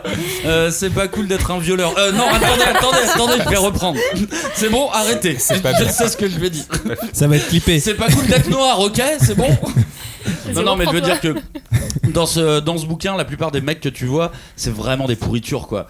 Et du coup, quand tu sais que la société japonaise est plutôt patriarcale, tu dis que oui, évidemment, pour les femmes au Japon, ça doit quand même être quelque chose de subir tout ça, quoi. Avec un petit trigger sur une des scènes qui est assez imagée au début du manga, et qui peut éventuellement tout du long des 3 tomes. Ouais, c'est pas pour tout public. Non, j'avoue. J'ai pas arrêté de voir partout que c'était un titre hyper violent, et je trouve pas, en fait, je le trouve assez calme. Ça dépend si t'as vécu ce qui se passe violent, à certains moments et que tu lis ça, je pense que t'es pas bien. Oui. Mais en fait, c'est ça qui est très paradoxal, c'est parce que il se lit vite. Enfin, moi aussi, j'ai enchaîné les 3 tomes, mais à la fin, tu te dis pourquoi j'ai lu ça? C'est dark, hein, c'est dark. Voilà. Un petit peu, ouais. Adabana, c'est aux éditions Kana, et c'était le numéro 7 de ce top 2022. Numéro 6, on part dans un autre monde, une autre période de l'histoire, surtout avec Manchuria Opium Squad. On est en Mandchourie pendant la guerre, et un garçon se retrouve embarqué dans le monde de la drogue et de la pègre, bien malgré lui, à cause de son talent unique, super talent. Il fait un opium parfait, Clémence. J'adore comme talent. C'est quoi ton super pouvoir? Super talent. La Mandchourie a un magnifique talent. Sur M6, tout le monde aura fait oui. Je prends, bien sûr. Non, franchement, c'est vraiment grave sympa. C'est une histoire un peu à la Breaking Bad, dans la Mandchourie des années 30, avec clairement un aspect hyper sombre, violent. Enfin voilà, on parle de corruption des nations, empoisonnement des corps, des peuples. Enfin, c'est sombre. C'est vraiment pas à mettre, je dirais même presque un peu badant, voilà. Mais en fait, c'est super violent en plus. C'est parce super que violent, l'époque est violente, ce que vit ce personnage principal est violent. Il y a des scènes d'une très grande cruauté. Enfin, clairement, encore une fois, c'est pas pour tous les publics, mais en fait, c'est incroyable de découvrir justement l'univers impitoyable de la pègre, mais de la guerre. C'est hyper haletant, quoi. Enfin, vraiment, moi, je suis rentrée dedans, ça m'a vraiment happé. En plus, sur une partie de l'histoire que je connaissais pas du tout. C'est ça, c'est-à-dire que s'attaquer à cette partie-là de l'histoire japonaise et de l'histoire du monde, tout simplement, qui est ignorée par la plupart des lecteurs français, c'est vraiment un truc passionnant, parce que ce n'est pas décrit avec trop de mots, dans le sens où on n'essaye pas de te mettre dans la tête, regarde, il s'est passé ça, il s'est passé ça. Non, on te raconte une petite histoire au sein de la grande histoire. Mais ça n'empêche que on te met au milieu quelques petits éléments, et tu en apprends un petit peu plus. Et quand à ça s'ajoute tout ce récit autour de la drogue, de ce destin absolument chahuté, parce que c'est quand même quelqu'un qui est, comme beaucoup d'autres à cette époque-là, déraciné. On l'envoie dans un autre pays, on lui dit tu vas dans cet endroit-là, tu vas en Angleterre et tu vas creuser, sauf que c'est pas l'Angleterre, sauf que c'est autre chose. Mais voilà, il y a ce côté un peu chahuté qui en fait aussi un truc très, très page turner, parce que à partir du moment où tu es sur la destinée d'un personnage, t'as envie quand même de savoir jusqu'où ça va. Oui, et puis en plus on nous montre très rapidement un peu ce qui va devenir. On a envie de connaître on a envie de connaître son destin, comment il est arrivé là, et forcément aussi psychologiquement comment il a pu changer au fur et à mesure de l'histoire. Est-ce que l'auteur nous ment avec ses premières pages ou pas? Mais non, elle a perdu son œil, c'est sûr. Mais Non, ça c'est Boruto ça. Et je trouve que tu as raison justement sur il y a un côté un peu show don't tell, c'est-à-dire que on te montre des choses sans forcément qu'on t'explique, qu'on te fasse voilà des pages et des pages d'histoire de attends, on vous explique pour que vous compreniez bien. Non, il s'est mis en scène et je trouve justement que le style, le dessin déjà, moi je l'ai trouvé très beau, même si forcément très violent. Et j'ai trouvé que tout était bien. En fait, on t'expliquait vraiment le monde, on te le montrait au lieu de te faire voilà des paragraphes entiers d'explications. Puis il y a deux oppositions qui sont un peu tout au long des tomes, ce conflit entre cette noirceur du récit de ce monde et puis par moments des éclaircies dans sa vie, ou au moins il meurt pas, et un peu d'humour. Et ça brise la monotonie. Sinon, si c'était toujours Princesse Sarah, et le perso, il est assez positif. Il y a un peu d'humour. Oui, voilà. Ça se relève quand même. Il y a une bonne gestion de la tension dramatique, clairement, hein, je trouve. C'est pour ça que je pense que la comparaison avec Breaking Bad, elle est pas mal, parce qu'il y a ce truc de déjà il y a ça, et il y a l'espèce de fuite en avant permanente et le côté l'engrenage, quoi. C'est-à-dire qu'une fois que t'es rentré dedans, parce que même son objectif de base, c'est sauver sa mère, mais très vite l'objectif, il a plus trop d'intérêt. Donc du coup, il y a ce truc de voilà, t'es pris dans la machine, quoi, tu peux plus t'en sortir. Numéro 6. Ouais. Oui, tu voulais rajouter un truc ? Oui, c'est pour ça que son frère et sa soeur vont mourir, mais. Spoilerman, c'est lui. Il en sait rien. Le pire, c'est qu'il en sait rien. Oui. Numéro 6 de ce classement, donc, c'était Manchuria Opium Squad aux éditions Vega Dupuis. Avant de passer au top 5, aux 5 premiers, à ceux qui écrasent toute la concurrence, passons au classement des ventes des tomes 1. Wow. Attends, mais on n'a pas déjà des tomes 1. Je cours. Tous ces classements. C'est le gros battle. Il y a les one-shots, il n'y a pas les one-shots. Réédition licence. C'est le moment de l'année où tu joues le plus de mal, en fait. Après, c'est bon. T'es en train de rendre ouf, là. C'est tous les tomes 1 qui existent depuis la nuit des temps. La nuit des temps depuis du la manga. nuit of the Depuis life. la nuit des temps, mais sur l'année 2022. Le tout premier manga sorti en France. Donc, vous le savez, quel est le manga Dragon Ball. Non, Naruto. le tome 1, mais non, c'est One Piece. c'est One Piece. On l'a dit au début de cette émission. Personne ne suit. Non. Où étiez-vous ? Moi, j'écoutais de On est perdu. Donc, One Piece, comme c'est le manga le plus vendu, le tome 1, c'est aussi le tome 1 le plus vendu. Oui, mais pas of the life, ça aurait pu être De Dragon l'année Ball. 2022. Mais il écoute rien, c'est pas merde. possible. Ah, mais tu m'as trompé, moi, T'as t'as dit dit de la Of the nuit Life, des moi j'ai temps. entendu Of the Life. Tous ceux qui sont sortis depuis toujours. Mais pour l'année pour cette 2022, année. parce que tu sais, on fait le bilan de l'année. Oui, c'est bon. Cette émission s'appelle. Non, mais c'est très clair, c'est très clair. C'est m'avait impossible perdu. qu'on passe autant de temps Ouais, sur mais cette bon, elle a question, parlé d'un là. manga qu'elle a lu en 2021 aussi, c'est compliqué. Ah oui, ça l'a perturbé, je comprends. Bah oui. Oh, il est pas sympa avec toi, Robin. Qui est deuxième donc ? Moi, j'ai. Le deuxième, vous l'avez ? Mais non. Et dis pas les experts, toi. Bah non, c'est Spy Family. Mais oui, c'est Spy Family. Bah alors pourquoi on refait exactement le même. Troisième, c'est Naruto. Voilà, ça normalement ça devait prendre 5 secondes, Johnny. Et grâce à toi, ça a pris 2 minutes. Les Johnny, auditeurs en sont ravis. Il est en Toujours cours là. dissipé, hein. Il est en cours, il se fait interroger par la maîtresse, il a pas révisé. Bon, maintenant on passe à la suite. Ceux-là, vous les avez pas. Quels sont les autres tomes 1 à votre avis qui sont le plus vendus cette année en France ? Ça nous donne un petit peu la mesure des séries populaires ou non. Est-ce qu'on a encore l'Attaque des Titans ? On a plus l'Attaque des Titans. My Hero Academia. ouais, Dehors l'Attaque des Titans. My Hero Academia 5ème. Il a été dépassé par Jujutsu. Tokyo Revengers. Demon Slayer. Sakamoto Days. Demon Slayer. Ah, Demon Slayer. Demon Slayer, bah oui, bien sûr. Demon Slayer, Jujutsu, My Hero. Et ensuite c'est Jujutsu Kaisen. 7ème. Tokyo Revengers. Non, un vieux de la vieille. Dragon One Punch. Ball. Non, un vieux de la vieille. Pas si C'est vieux pour moi. Signé Matsui. Ah. Assassination bah, Classroom. c'est- Assassination Ah oui. Classroom, Ouais. évidemment. Ah oui. Toujours l'OP. 8ème. Kaiju 8. Non. Zut. Il est 10ème, Kaiju 8. Ah, bah, je sais pas, 8ème. 8ème, c'est. C'est un vieux. Non, pas l'hormone. du tout, c'est récent. Il y a eu un animé cette année. Comme il cherche ses mots. Chainsaw Man. Chainsaw Man. Bah, Heureusement bah que oui. Robin suit, hein, Oh sinon. là là. 9ème Tokyo Revengers, 10ème Kaiju 8, 11ème Berserk et 12ème Fairy Tail. Berserk. Dans ce classement, il n'y a plus Mashle, il n'y a plus l'Attaque des Titans qui était là l'an dernier. Ta Fairy Tail est toujours là. Mais Chainsaw Ouais. Man et Tokyo Revengers, hop, Ouais, ils sont revenus. fait, Merci les séries animées qui ont poussé Ouais, je pense. les tomes 1 et poussé à des nouveaux lecteurs. Et ça, Beaucoup pour le trop bien coup, d'ailleurs cet animé de on va pas Chainsaw s'en Man. plaindre. Exactement. Allez, le 5ème. On arrive enfin sur les 5 premiers de ce classement après une heure d'émission. Nous voici avec le numéro 5 et c'est Darwin Incident. L'histoire d'un hybride humain-chimpanzé qui se retrouve au cœur de tractations politiques, de tractations écologiques, terroristes et même scientifiques. Et tout ça bien malgré lui, Robin. Ouais, bah moi c'était un vrai plaisir cette lecture. En plus ça fait partie pour le coup des titres où bah, je savais un peu d'avance que ça allait me plaire parce que je vous avais entendu en parler quand vous l'aviez présenté dans les mangas de la rentrée et je me l'étais un peu gardé de côté, tu vois, genre pour justement mon rush de fin d'année quoi. Parmi mes titres que j'avais vraiment envie de lire, et j'étais très très content de voir que ça remplissait son contrat. Moi j'ai vu vraiment un espèce d'héritier d'Urasawa dans cette espèce de récit, déjà dans l'intelligence narrative quoi, parce qu'il y a vraiment c'est super fluide, c'est super compréhensible, tu t'ennuies pas une seule seconde.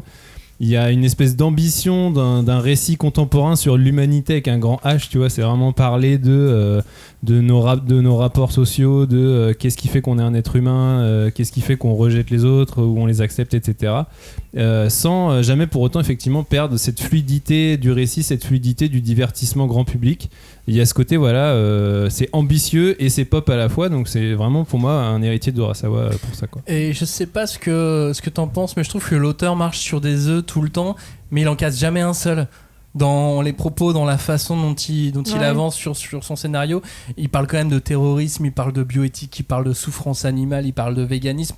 Tu peux vite te vautrer avec ce genre de sujet, et pour autant, alors que ça porte à débat ici, tout est assez clair, tout est limpide, à la limite sauf pour ceux qui cherchent le mal partout, ils vont trouver une petite bête, mais dans l'ensemble je trouve ça super limpide quoi. Bah c'est ça, c'est le seul truc que je me disais, c'est quand même assez ballsy de mettre des terroristes véganes, parce que clairement, enfin en vrai si tu réfléchis bien, les véganes c'est un peu eux qui ont raison dans le sens où ils sont quand même dans une espèce de vision positive, enfin je veux dire de respect, de tout ça, et d'en faire des méchants c'est assez casse-gueule, et en même temps c'est super intéressant parce que du coup ça questionne l'extrémisme, jusqu'où on est prêt à aller pour nos causes, et il y a vraiment même des séquences qui sont je me dis franchement, quand t'es éditeur avec le mec qui dit ouais j'ai l'idée de là va y avoir une tuerie de masse dans un bahut par un terroriste vegan, tu fais ouais ok là donc c'est un petit peu donc bon, déjà c'est un petit peu chaud parce que va falloir alors je me dis peut-être qu'il a pu se permettre de faire ça parce qu'il est pas américain précisément, et qu'il parle de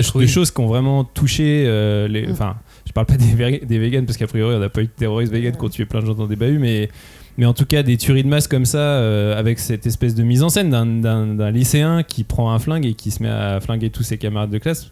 Je pense que quand t'es américain et que t'as pu traverser ça peut être un peu violent. Donc peut-être que c'est pour ça qu'il a pu se permettre ça, et c'est aussi peut-être pour ça aussi que j'y vois un héritier d'Urasawa, parce que lui il a aussi cette qualité d'arriver à extraire son récit du Japon pour aussi l'amener vers d'autres territoires et le rendre peut-être plus universel aussi. Et c'est ce qui fait que ça marche, avec en plus un dessin qui envoie quoi. Ouais franchement, alors au début je me disais c'est peut-être la seule bémol que j'aurais eu, c'était sur le dessin que je trouvais un peu trop passe-partout. Ça reste un tome après hein. Et au final il fonctionne super bien, il y a des persos qui sont super charismatiques, le méchant, l'espèce de chef des terroristes sûr. militaires, mais machin. Tu vois même au fur et à mesure quand t'arrives sur le tome 2, déjà Charlie a légèrement changé, il est légèrement mieux maîtrisé. Charlie il est hyper bien dessiné. Non mais en fait en vrai on peut pas dire hein, c'est très bien dessiné, c'est juste que je trouve ça un peu ça manque peut-être un petit peu d'âme entre guillemets, c'est très passe-partout. Après il a aussi un king chelou sur les nez. Oui, les nez ça par contre. Et du coup ça m'avait marré parce que tous ces persos ont des gros nez et j'ai l'impression qu'il a fait exprès de faire en sorte que son personnage principal n'ait pas de nez du coup parce que je sais pas.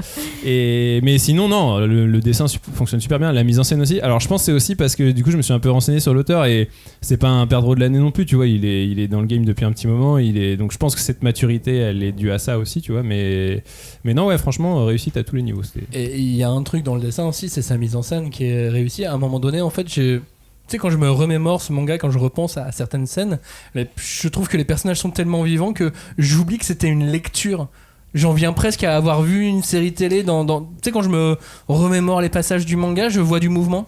Ouais, c'est clair. Moi, j'ai l'impression que quelque part, c'est quand même une sorte d'hommage à la culture américaine, à tout ce que tu vois dans les séries, les films, à la fois par la mise en scène et même le dessin y participe, parce qu'il y a une espèce de ligne qui parfois est très claire, très fluide, c'est vrai. Et qui peut te faire plus penser à du comics, parce qu'en plus il y a une espèce de jeu sur la profondeur qui est parfois, moi je trouve très très les choses paraissent en surface et puis après bam il va dans le sujet qui est beaucoup plus profond quoi. Mais je pense que clairement c'est un bon candidat parmi ces fameux titres des gens qui lisent pas de manga et que t'as un peu aussi envie de mettre au truc parce que, et encore une fois, c'est ce qui le rapproche aussi du Urasawa. Sauf si vous offrez ça à un réac, ça va pas Ouais. marcher a priori. Mais et encore que parce et que les encore. méchants c'est des véganes, donc du coup ça. Ok, ça peut, et ça peut c'est les plaire, méchants tu vois. pour le moment. Et voilà. Si vous avez des amis réac vegan, alors Non, mais tu vois, ils existent. je trouve qu'il a une espèce d'universalité finalement. Pour qui est moi, assez intéressante. c'est un vrai successeur à Djinn, ce titre. Oui, Je sais pas pourquoi, parce que dans les thématiques, à part le terrorisme, il n'y a pas grand chose qui s'en rapproche.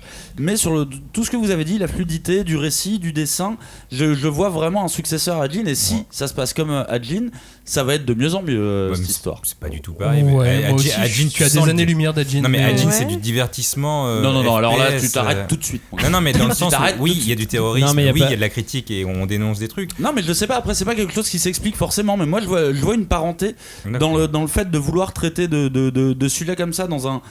Tu ramènes dans une réalité un élément Fantastique, ouais. fantastique Enfin, oui. ou de on va dire de science-fiction ouais, ou autre. SF. Je sais pas, je sens vraiment Ouais, une parenté. mais il y a une grosse là-dedans. différence quand même avec Adjin, c'est que Darwin Incident est très ancré dans le monde d'aujourd'hui et très réaliste comparé à Adjin où tu sens que C'est très ancré aussi. non parce que c'est il y des avait créatures un peu les Je mec, il y a de l'IGN qui débarque. non mais Adjin c'est des créatures un peu surréalistes qui tu sais, Oh. n'existera presque jamais alors que le Darwin Ah, bah, Incident on est dans un monde d'aujourd'hui. Non, mais après, Avec tu des pourras gens pas me d'aujourd'hui. convaincre parce que c'est un feeling que j'ai de toute façon. Donc, je vais pas dire oui, je me suis C'est vrai que trompé. Tu pourras pas lui enlever son feeling.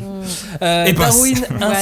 Darwin Incident, c'était le 5e de ce top et c'est sorti en France en 2022 aux éditions Kana. Numéro 4, maintenant, on s'approche du podium. Place à Sakamoto Days, meilleure vente et 4e du classement de la 5e de couve. Sakamoto Days, l'histoire du meilleur tueur à gages de l'histoire qui a pris sa retraite et qui coule des jours heureux en tenant une supérette, mais ces temps paisibles risquent de ne pas durer très très longtemps. Julie, un titre plutôt Oh, mais moi j'adore. Enfin, totalement dans la comédie.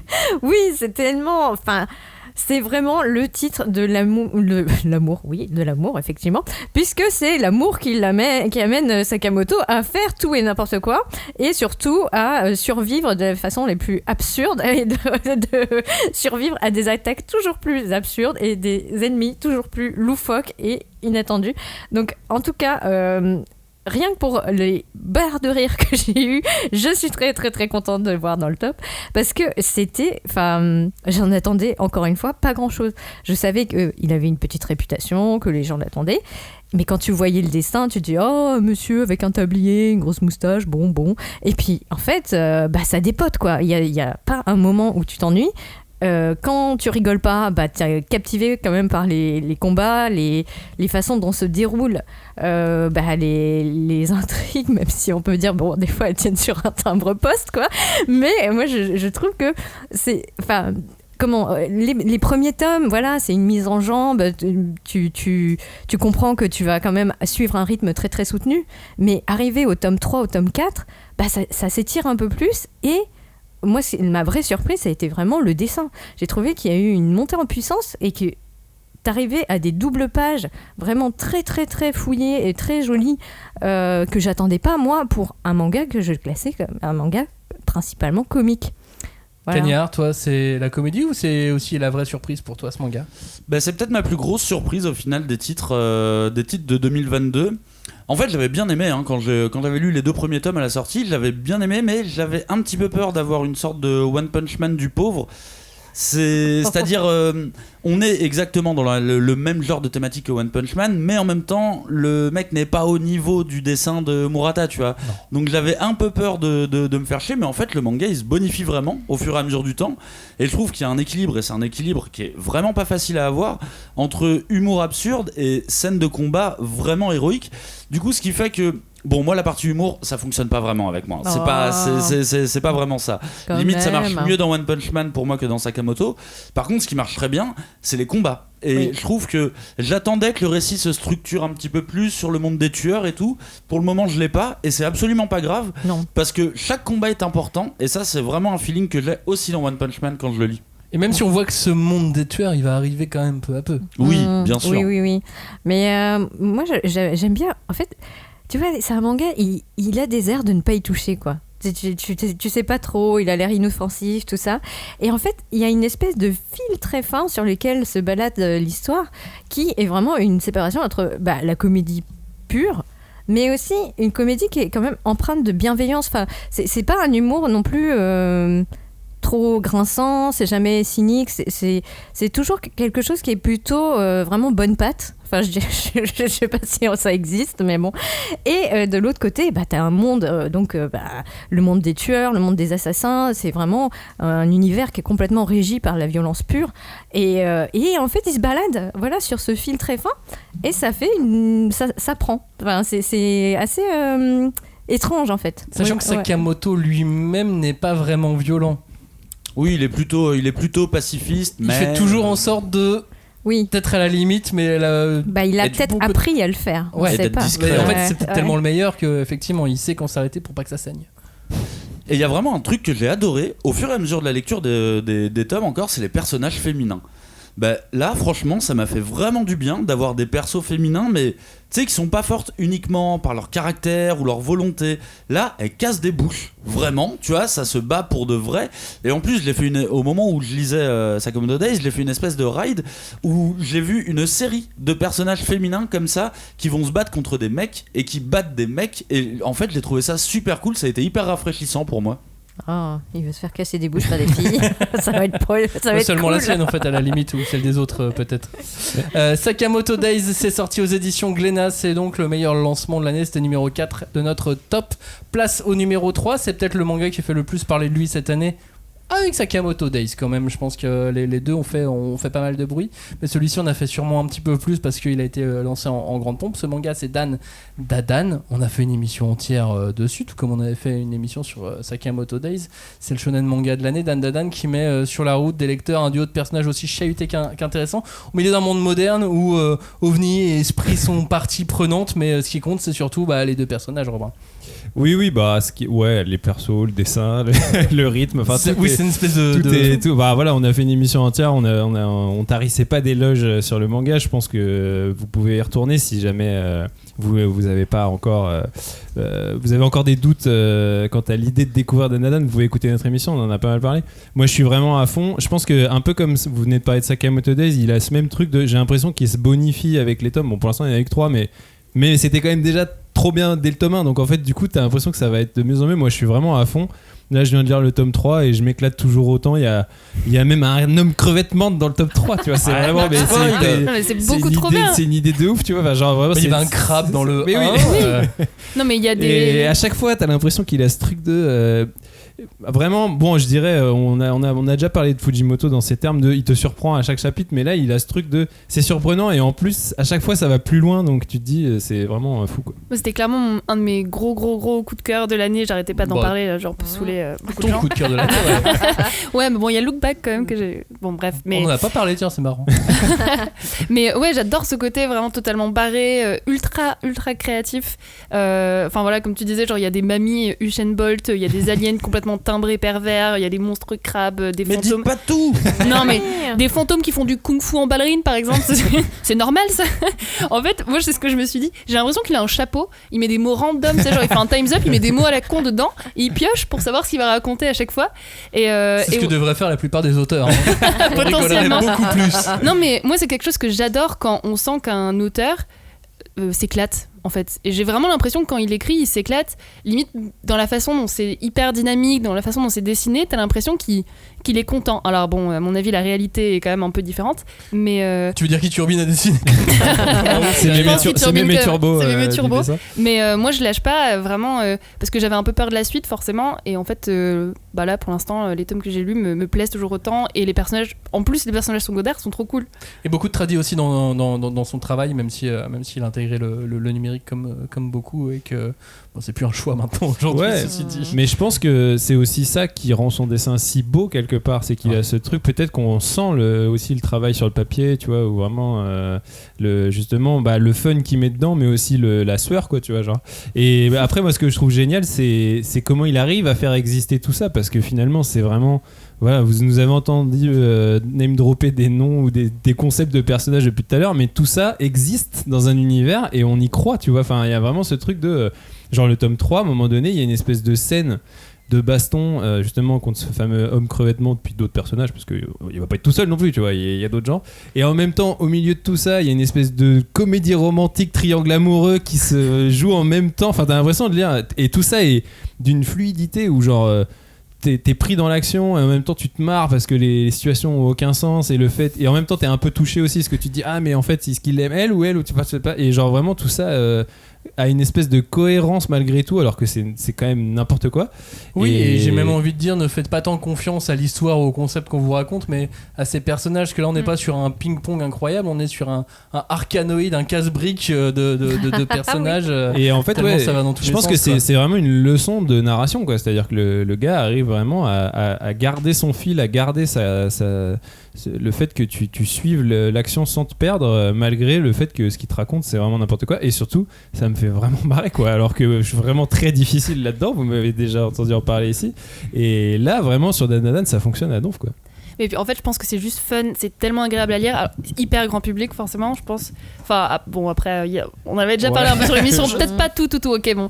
Mais par exemple, après, il n'y a pas non plus un propos sociétal ou politique, contrairement à plein d'autres titres, mais c'est tellement kiffant, en fait, de lire Dan Dan Dan. Et. Enfin, je veux dire, et avec ces personnages qui sont hyper attachants dans ce what the fuck le plus total, complètement timbré de l'univers de Yuki Nobutatsu, quoi. Dan Dan Dan, c'est sorti aux éditions Crunchyroll. Crunchyroll, cette année c'est numéro 3 de notre top, donc sur la plus basse marge du podium, mais sur le podium quand même. Avant de passer aux deux premiers, dernier petit classement des ventes. Attention. Le top des ventes par licence. Glo, t'écoutes. Est-ce qu'il est c'est chaud? Pour toi, c'est pour le classement des licences. Donc quelle est la licence qui se vend le mieux en manga? Bah One Piece. Comme chaque année évidemment. Derrière One Piece, Naruto. Et ensuite on arrive sur Spy Family. Non, Demon Slayer. Spy Family est 5ème. Mais Spy Family il partait loin, donc là, il est arrivé 5ème. Il a moins de tomes aussi. Ah ouais, c'est pas mal. Avec le peu de tomes qu'il y a, c'est devant Dragon Ball cette année. Il y a eu plus de mangas Spy Family qui sont vendus en France en 2022 que de mangas Dragon Ball. Wow. Ce qui est pas mal. Ou plus que de Berserk, ou plus de Jujutsu Kaisen. Dire que l'auteur de Spy Family avait peur de pas vendre. Bon bah là c'est raté, ouais. My Hero Academia 4ème, donc Spy Family, Dragon Ball, Jujutsu Kaisen, Berserk 8ème, ça grimpe sec, hein, toujours très très très présent. L'Attaque des Titans en revanche ça chute plutôt sec. C'est normal, hein, après c'est le. Oui, c'est la fin, mais il va falloir qu'il refasse une réédition, mais il va y avoir faut qu'il relance. De toute façon, il y a encore une partie de l'animé. Ouais. Voilà. Je sais pas si ça va être un film ou une série, mais en tout cas, il manque la fin. Donc peut-être que ça va aussi un peu rebooster à la fin, tu sais, quand l'animé sera terminé, peut-être que les gens vont se jeter sur les livres. Oh, okay. T'imagines que dans le futur, on parlera peut-être de l'Attaque des Titans dans nos mangas oubliés? Je crois pas. Franchement, je pense pas. Et ensuite arrive Tokyo Revengers. C'est fou. 10ème licence cette année, voilà. Fairy Tail, One Punch Man, Kaiju 8, puis après c'est toujours les mêmes, hein. Chainsaw Man, 15ème, attention, Blue Lock arrive. Attention, ouais. Promise Neverland est toujours là, Mashal, Dr. Stone, Assassination Classroom, toujours dans un petit coin, et Pokémon 20ème. Ah bah c'est la licence qui ça doit être en rapport avec le fait que Sacha soit enfin devenu le meilleur dresseur. Non, tu sais, ils sont toujours plus ou moins dans le top 20. Il y a une actu du coup. Le fait qu'il ait toujours 10 ans peut-être, je sais pas. Mais non, mais ça y est, maintenant il est champion, il a plus 10 ans, il va à la retraite, je sais pas. C'est la retraite. Revenons à notre top numéro 2 de ce classement. Il s'agit de Look Back de Tatsuki Fujimoto. Court récit de l'artiste sur l'art, sur le manga, sur la passion à travers la destinée de personnages. Et toi, Joe, t'as été touché par ce titre? Moi, j'ai jamais autant apprécié un manga avec si peu de texte finalement. J'en parlais un peu avec Freeren, mais c'est vrai que Look Back, au final, on peut les compter facilement sur 20 doigts maximum, les cases qu'il y a. Franchement, Fujimoto, il propose avec Sweatshot l'essence du mot manga, c'est-à-dire faire comprendre une histoire et véhiculer des émotions avec le strict nécessaire. Donc moi, je trouve que c'est vraiment un dessin subtil et une mise en scène qui déchire tout, quoi. Ouais. En fait, il y a des émotions qui sont vraiment très jolies, très délicates. Il y a une temporalité aussi comme ça qui est complètement différente du rythme effréné qu'on a, qu'on vient d'évoquer, quoi, avec Sakamoto Days ou avec Dan Dan Dan. Et là, c'est vraiment, on se pose. Il y a des moments, où effectivement on voit le quotidien de ces gamines, comment elles arrivent à devenir de plus en plus proches, etc. Et moi, ce que j'ai aimé, en tout cas dans cette histoire, c'est aussi que c'était une espèce de toute petite fenêtre qui te permettait de de deviner ce qui se cachait derrière toutes les histoires de Fujimoto qui sont mais hyper bourrines. Enfin, que ça soit Fire Punch, que ça soit Chainsaw Man, on était toujours choqués par les images qui arrivaient comme ça à être gravées dans la rétine. Et là, c'était complètement le contre-pied de ça, et c'était une agréable surprise. Robin, si tu veux dire un mot sur, ou un peu plus, sur Look Back, même si on a déjà effectivement beaucoup parlé de ce titre dans différentes émissions. Ouais, moi je dirais, pour rebondir sur ce que disait Julie, effectivement c'est ce truc de... Il y a tout le génie de Fujimoto qu'on a pu voir dans ses œuvres précédentes, mais tu sais c'est ce fameux truc de less is more, quoi. C'est qu'il est allé loin dans les précédentes, puis en fait là il a compris qu'en fait pour arriver à bien faire une œuvre...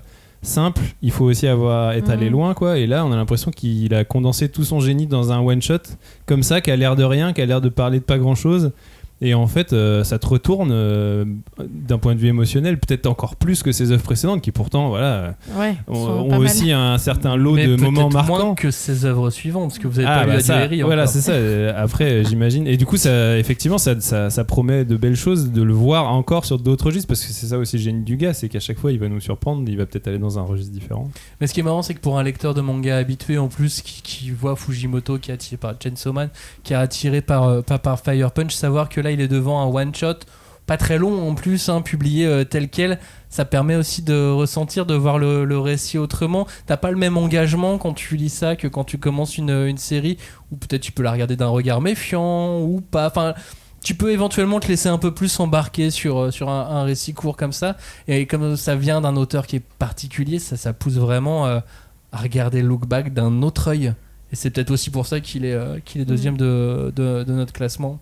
Ça confirme aussi que le gars c'est juste un génie, quoi. Enfin, il est tellement talentueux, moi à chaque fois ça m'impressionne. Enfin, la première fois que j'ai lu ça, j'ai trouvé qu'il fait, il faisait passer beaucoup plus de choses, que ce soit visuellement ou même en termes d'émotion, en un seul one shot que plein d'autres auteurs en 50 volumes. Enfin vraiment c'était, j'ai trouvé ça assez magistral, quoi. Cagnard, si tu veux dire toi aussi un mot sur Look Back. Pour le moment, moi, c'est ce que j'ai lu de plus abouti chez Fujimoto, et pourtant, je trouve que c'est vraiment loin des thématiques des autres récits que j'avais pu lire. Et puis, tout simplement, il m'a vraiment ému sur cette histoire. Et puis, en fait, ça fait déjà 2 fois que Fujimoto réussit à m'émouvoir vraiment. Il m'a fait chialer 2 fois cet enculé, quoi. Merde. Du coup, ça devient une habitude, quoi. Non, mais il est fort. Julie, le mot de la fin pour toi sur Look Back avant de passer au numéro 1. Ouais, écoute, je me dis qu'il est tellement fort. Non, mais c'est le seul de ces mangas qu'on pourrait voir adapté dans un film à visée de grand public, tu vois. Look Back, c'est sorti aux éditions. Alors à l'époque c'était Kazé, mais maintenant c'est Crunchyroll. Et c'était deuxième de notre top. Et troisième et deuxième quand même. Ils ont bien joué sur ces acquisitions cette année. Place au numéro 1. Mais juste avant, je vous proposais aussi de faire un petit tour du côté des ventes et d'avoir un petit panorama des éditeurs français, du top 10 des éditeurs français à peu près en termes de proportion. Bon, vous imaginez qu'avec One Piece numéro 1, que le numéro 1 des éditeurs français c'est Glénat. Presque un manga sur 4 était un manga Glénat en 2022 vendu en France. Nous sommes en situation de quasi-monopole. La rébellion avance. 1 sur 4, ça fait dans les 23% de part de marché. En tout cas, il y a eu un classement des livres préférés des Français, et les mangas étaient des mangas Glénat. C'est vrai, mais c'est parce qu'ils ont fait aussi un beau travail sur les réseaux sociaux pour pousser au vote. Et ils ont réussi. Deuxième, qui est le deuxième à votre avis ? Je dirais Kana. Oui. Kana. Avec 12% de part de marché. De toute façon, pendant longtemps, le trio c'était Pika, Kana, Glénat. Mais ça ne l'est plus cette année. Qui est troisième ? Crunchy. Kiun, évidemment. Kiun est troisième avec un peu moins de 11% de part de marché. Pika est à un peu plus de 10% de part de marché. Et cinquième, bien positionné, c'est Kurokawa avec 8,7% de part de marché. Arrive ensuite avec 7,5 et 7 Panini et Kazé. Ensuite avec 3,6 et 2,1 Tonkam et Soleil. Bon là c'est le même groupe, donc on peut aussi les mettre éventuellement ensemble. Et 10e place, autour des 1,5%. Maintenant, ils sont 3 éditeurs de manga à se batailler pour cette part de marché. C'est Doki Doki, Meian et Nobinobi. Ok. Doki Doki, Nobi Nobi, il y a peut-être un truc pour intégrer le top 10, tu sais. Mayan, non, pas du tout. Peut-être qu'ils se connaissent. Ouais, ça se trouve, ils se connaissent. Alors là, non, imagine, les éditeurs se connaîtront entre eux. Et donc, est-ce que vous voulez jouer au compte est bon ou au juste prix? Combien de mangas sont vendus environ en France cette année? Je vais démarrer à 5. 5, c'est fou. 5 Je quoi. réfléchis et je Il a dit reviens. 5 mangas. C'est plus. C'est plus, exactement. Vous voulez tenter un autre chiffre un peu plus haut quand même? 40 millions. Plus que 40 millions? 60 millions. Moins que 60 millions? Alors, on sait pas. Moi, je reste sur beaucoup. 45. 45, un peu plus. 48. Dans les 48 millions, un peu plus. On estime, 48 millions. on estime à un peu plus de 48 millions de nombre de mangas vendus en France en 2022. Par rapport à l'année dernière, ça fait plus 3,5%. Wow. Ça va. C'est plutôt Ça stable. progresse, c'est bien. Honnête. On est plus nombreux. Là maintenant, quand si on veut faire une manif dans la rue ou quoi, on est plus nombreux comme ça à tendre Ouais. nos mangas. Brandir nos On n'est mangas. pas content. Le problème, c'est qu'on n'est pas d'accord entre nous dans la ça se lie à l'endroit. Faut juste retourner. Non, faut pas. Non, qu'est-ce qu'on fait? Je sais plus. Crunchy Kazé. Bon, tous en manif donc. Ça, c'était pour le classement des éditeurs de cette année. Puis on arrive au numéro 1 de notre top 2022. Ça y est, c'est le moment, c'est le dernier. C'est Die Dark. Yeah. Die Dark, une aventure apocalypto-footrack dans l'espace avec un robot chien, des spaghettis boulettes, des cavaliers de l'apocalypse et une tête de mort un peu spéciale. Oui, j'ai pas fait vraiment un pitch, j'ai fait une liste. T'as jeté des ingrédients. C'est ça, bah oui, mais en même temps, je crois que c'est ce qu'a fait Ayashida Kubo en créant ce manga. Bah, c'est ça, c'est que même si tu veux donner le genre du manga, c'est un peu compliqué quoi. C'est une comédie noire de SF matinée de dark fantasy, tu vois. Et J'ai essayé. Ouais, voilà. Et je dis comédie parce que je tenais à saluer le travail de Sylvain Chollet, le traducteur, parce que j'ai trouvé ça vraiment très marrant aussi et du coup vraiment très très bien traduit parce que je pense que ça doit pas être évident d'arriver à capter l'essence d'une série aussi voilà un peu barrée et marrante quoi.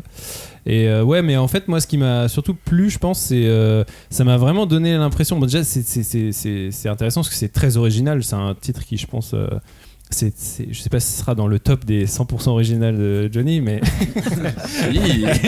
mais en tout cas c'est vraiment ça qui est marquant dans ce titre, je pense que c'est qu'il est complètement à part quoi. Et moi ça m'a donné l'impression presque pas de lire un manga mais de lire un espèce d'hommage à Metal Hurlant et cette espèce de BD un peu SF punk européenne qui s'autorisait tout dans les années 70, tu vois, genre vraiment tu lis t'as l'impression de naviguer dans cette époque là mais tout en la digérant et la reproduisant de manière voilà avec sa patte à elle quoi.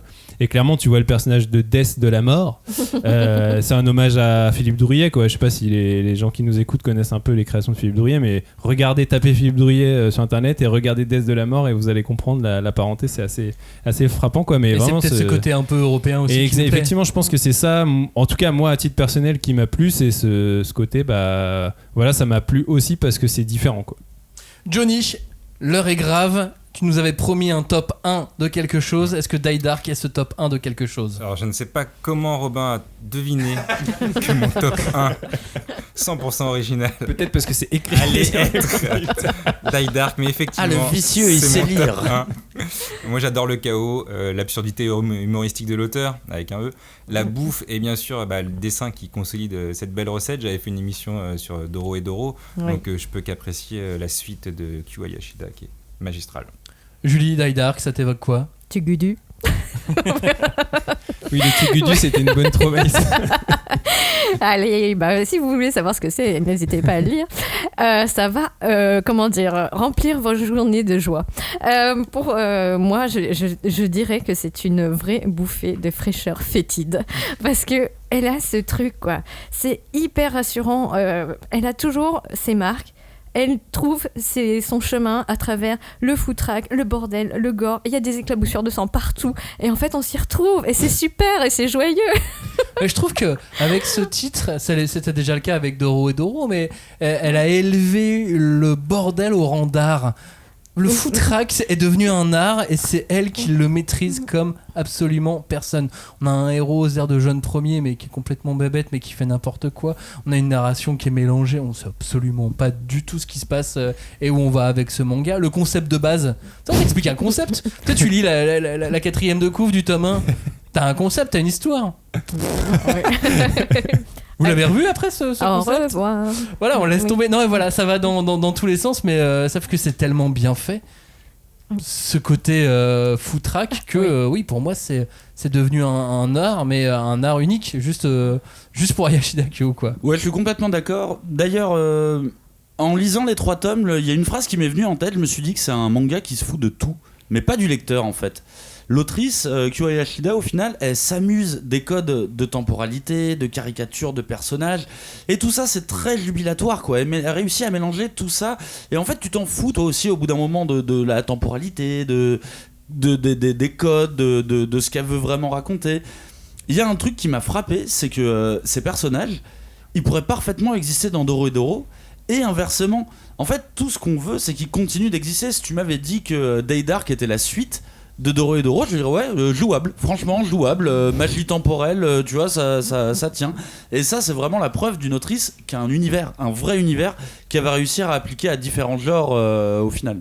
Mais après, ouais, ce qui est très fort aussi, c'est que non seulement c'est rafraîchissant, même si c'est fétide, c'est jubilatoire, même si c'est gore, mais c'est surtout que c'est super beau, quoi. Enfin, vraiment, c'est hyper bien dessiné, c'est hyper bien mis en scène, c'est vraiment genre, ouais, c'est de l'art au sens propre parce que c'est aussi, il y a aussi cette patte artistique, cette esthétique qui est la sienne, quoi, et qui est à nul autre pareil, entre guillemets.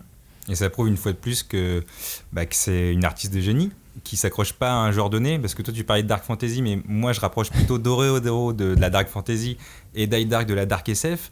Mais tu viens de créer un genre là. Non, mais ça me fait penser d'ailleurs qu'en parallèle il y a eu Yuji Iwara, il a fait le contraire, il a fait de la SF avec Dimension W et là il est sur de la fantasy avec Clévatès. Mais en tout ça, pour moi c'est ça le vrai auteur de génie, c'est qu'il est pas cantonné à un seul genre. Bah moi ce que j'aime, c'est que quoi qu'elle écrive, en tout cas, le lecteur, il est en mode pilote automatique. Tu vois, tu te laisses faire, tu te laisses porter, il n'y a pas d'embrouille. Je sais pas comment dire, c'est surprenant, mais j'ai pas de choc comme je peux lire, quand on peut lire du Fujimoto par exemple. Il n'y a pas cette espèce de volonté de te rentrer dedans. C'est tout en douceur, c'est mou. Et tout est normal en fait. Tout est normal là-dedans. Genre, il a perdu sa tête, normal.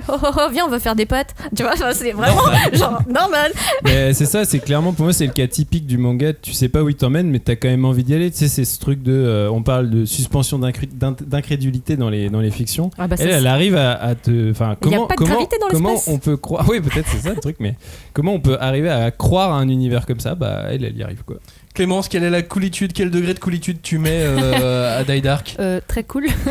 Non mais en fait, cool sur 20. Je bois vos paroles, mais je vais pas forcément rajouter grand chose. Juste, c'est vrai que les dessins sont superbes, l'ambiance chaotique noire, c'est hyper dynamique, voilà, très sympa. Et après, où est-ce que ça va? On verra. Ça par contre, ouais. Moi j'avoue qu'à la fin du tome 1, j'étais un peu genre, quoi?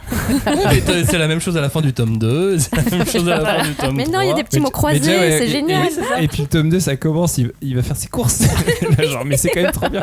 Ouais, c'est le meilleur passage Ikea de l'histoire du manga. Cette année 2022 se termine donc par ce numéro 1, Die Dark, de Hayashida Kyo. Nous voici donc dans le temps de conclure cette émission. Ça fait déjà 1h40 qu'on est en train de vous parler.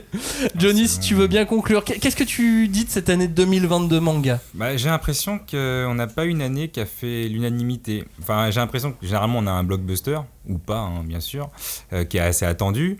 Ou pas, et qui est en première place, et les autres se disputent les restes. Mais cette année, et le top 1 le prouve, c'est qu'on veut de l'originalité, on veut un truc pas forcément qui va marcher tout de suite, qui est attendu. Bon, vieilli peut-être. Et c'est, en tout cas, c'est en ça que j'ai apprécié cette année 2022, c'est qu'on a beaucoup de mangas originaux qui sont sortis des sentiers battus, des carcans du shonen, et en vrai, j'espère que les années suivantes, on aura tout autant d'auteurs talentueux qui émergeront ou qui continueront leur diversification à voir. Parce que pour ceux qui nous écoutent depuis plusieurs années, on vieillit ensemble, donc oui. On est ensemble. On est dans la même galère. Sauf Johnny qui a toujours le même âge. Oui, voilà. Ça c'est pas pareil. J'étais en 80. Il est sorti d'hibernation.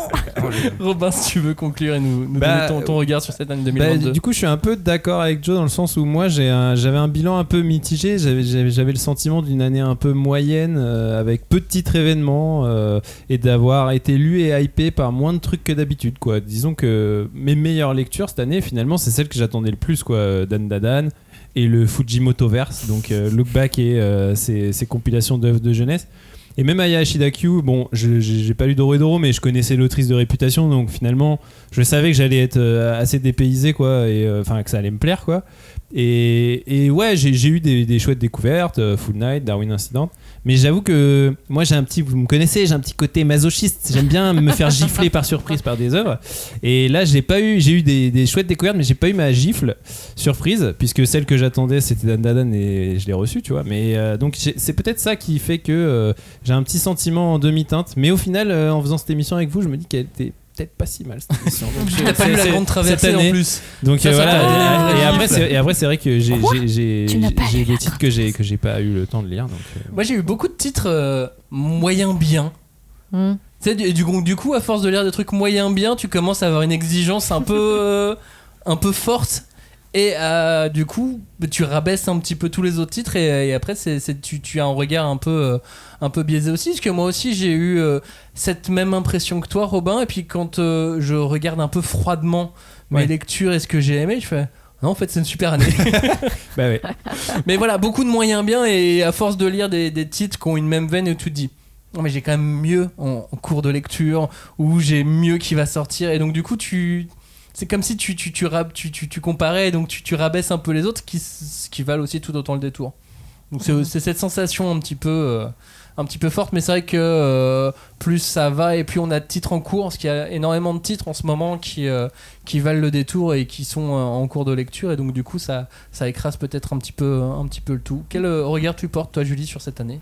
Bah moi je suis plutôt contente de cette année, parce que effectivement, comme on l'a dit plusieurs fois dans l'émission, nous on avait déjà un pied en 2022 quand on a fait notre top 2021, et donc il y avait beaucoup de mangas qui étaient attendus. Et ceux qui sont sortis, personnellement, moi je les ai trouvés à la hauteur des espoirs qu'ils avaient semés. Donc Léviathan, Oshinoko, tout ça m'avait plu. Et en plus, il y avait d'autres mangas que j'attendais, qui étaient annoncés. Donc par exemple, La Maison des Maiko. Et j'ai pas été du tout déçue par ces titres-là. Donc avec le recul, c'est peut-être l'âge effectivement, mais moi je me rends compte que j'ai une grille de lecture qui est assez balisée. C'est-à-dire que maintenant je sais sélectionner assez vite les titres qui vont me plaire, qui vont en lisant ou en glanant des informations à droite à gauche. Et en tout cas cette année, moi j'ai compris que ce que je cherchais, c'était un bon équilibre entre des éléments qui a priori n'allaient pas ensemble, et que en plus cette année il y avait quand même une très grosse dominante sur l'humour noir, parce que il y a quand même Oshinoko, Die Dark, Sakamoto Days, Full Night, tout ça. Bon, pour moi, je trouve que c'est quand même assez sombre. Et ne parlons pas du Fujimotoverse dont parlait Robin tout à l'heure. Fujimotoverse, de la Dabana, de Full Night. Mais c'est à la fois. Manchuria, c'est vrai qu'on était un peu glauque. C'était très noir, mais en même temps, t'as des traits comme ça, très joyeux, optimistes parfois. Donc, j'espère qu'on aura encore plein de titres qui sortiront et qui seront des titres qui vont nous emmener ailleurs, dans des endroits où on n'aura jamais été. Clémence, quel regard tu portes à ton tour ? J'ai eu un peu la même sensation que Robin, mais je pense que je le formulerai un peu différemment. C'est-à-dire qu'en fait, c'est vrai que dans l'année, il y avait les mangas que j'attendais, et en fait, la plupart des mangas que je recevais ou que je voyais un peu en librairie, j'étais pas forcément trop tentée, enfin je sais pas comment dire, mais j'étais un peu moins excitée par tout ce qui sortait. Après, effectivement, si tu fais le bilan d'un point de vue avec du recul et que tu regardes vraiment tout ce que t'as fait, enfin tout ce que t'as lu, tu te dis ah ouais non, moi c'était vrai que c'était quand même pas mal, mais je garde quand même cette sensation au cours de l'année d'être un peu moins excitée, genre ah ouais trop bien, j'ai lu ça, je m'y attendais pas du tout, à quelques petites exceptions près. Cagnard, le mot de la fin de ce bilan 2022 est pour toi. Moi j'ai passé une super année, j'ai été augmenté de $2000, j'ai gagné toutes mes bagarres, tu veux dire. J'ai toujours pas chopé le Covid, enfin voilà, une chouette année quoi. Non mais sinon, éditorialement parlant, j'ai vraiment passé une super année. J'ai fait plein de chouettes lectures, j'ai pris des claques dans tous les sens, les bagarres, mais aussi les lectures, et surtout dans tous les genres. En fait, j'ai trouvé que dans l'année, il n'y avait pas de ventre mou. Tous les 2 mois, j'avais l'impression de lire quelque chose qui me sortait un peu de mon quotidien ou de mes lectures habituelles. Et au final, je me suis dit ça en discutant plusieurs fois avec des collègues dans l'année. En fait, moi j'ai vécu une sacrée bonne année éditoriale quoi. J'ai vraiment eu des titres qui m'ont fait plaisir, des titres qui m'ont surpris, des titres que je n'attendais pas. Et du coup, ça fait que j'ai très très peur pour l'année prochaine. Mais malgré tout, ça boucle parfaitement avec ce que disait Johnny, avec ce que disait Julie, Clémence, Robin. Ce qu'on disait tous, c'est qu'on est face maintenant a une offre éditoriale qui est super Bien sûr. intéressante. Et ça, c'est quand même chouette. Alors, du coup, c'est plus difficile pour faire un top à la fin de l'année. Bah, c'est ça. Mais Le top est de plus en plus grand. Top 25. non, on réduit là, tu vois. Finalement, on réduit pour en enlever. Parce que... Puis de trouver les leviers pour être hypé par un truc, tu vois, c'est assez... Ouais. Moi, c'est ça peut-être que j'ai moins maintenant. Alors, peut-être que c'est l'âge, effectivement. Je vieillis, je suis moins hypé facilement, je ne sais pas. Mais ouais, c'est peut-être ça, cette petite étincelle qui me manque.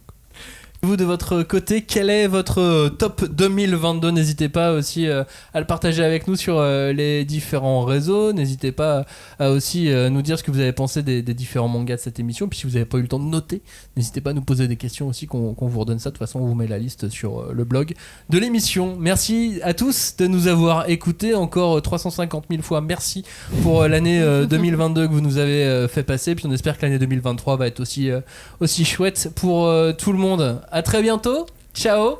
Salut. Bonne année.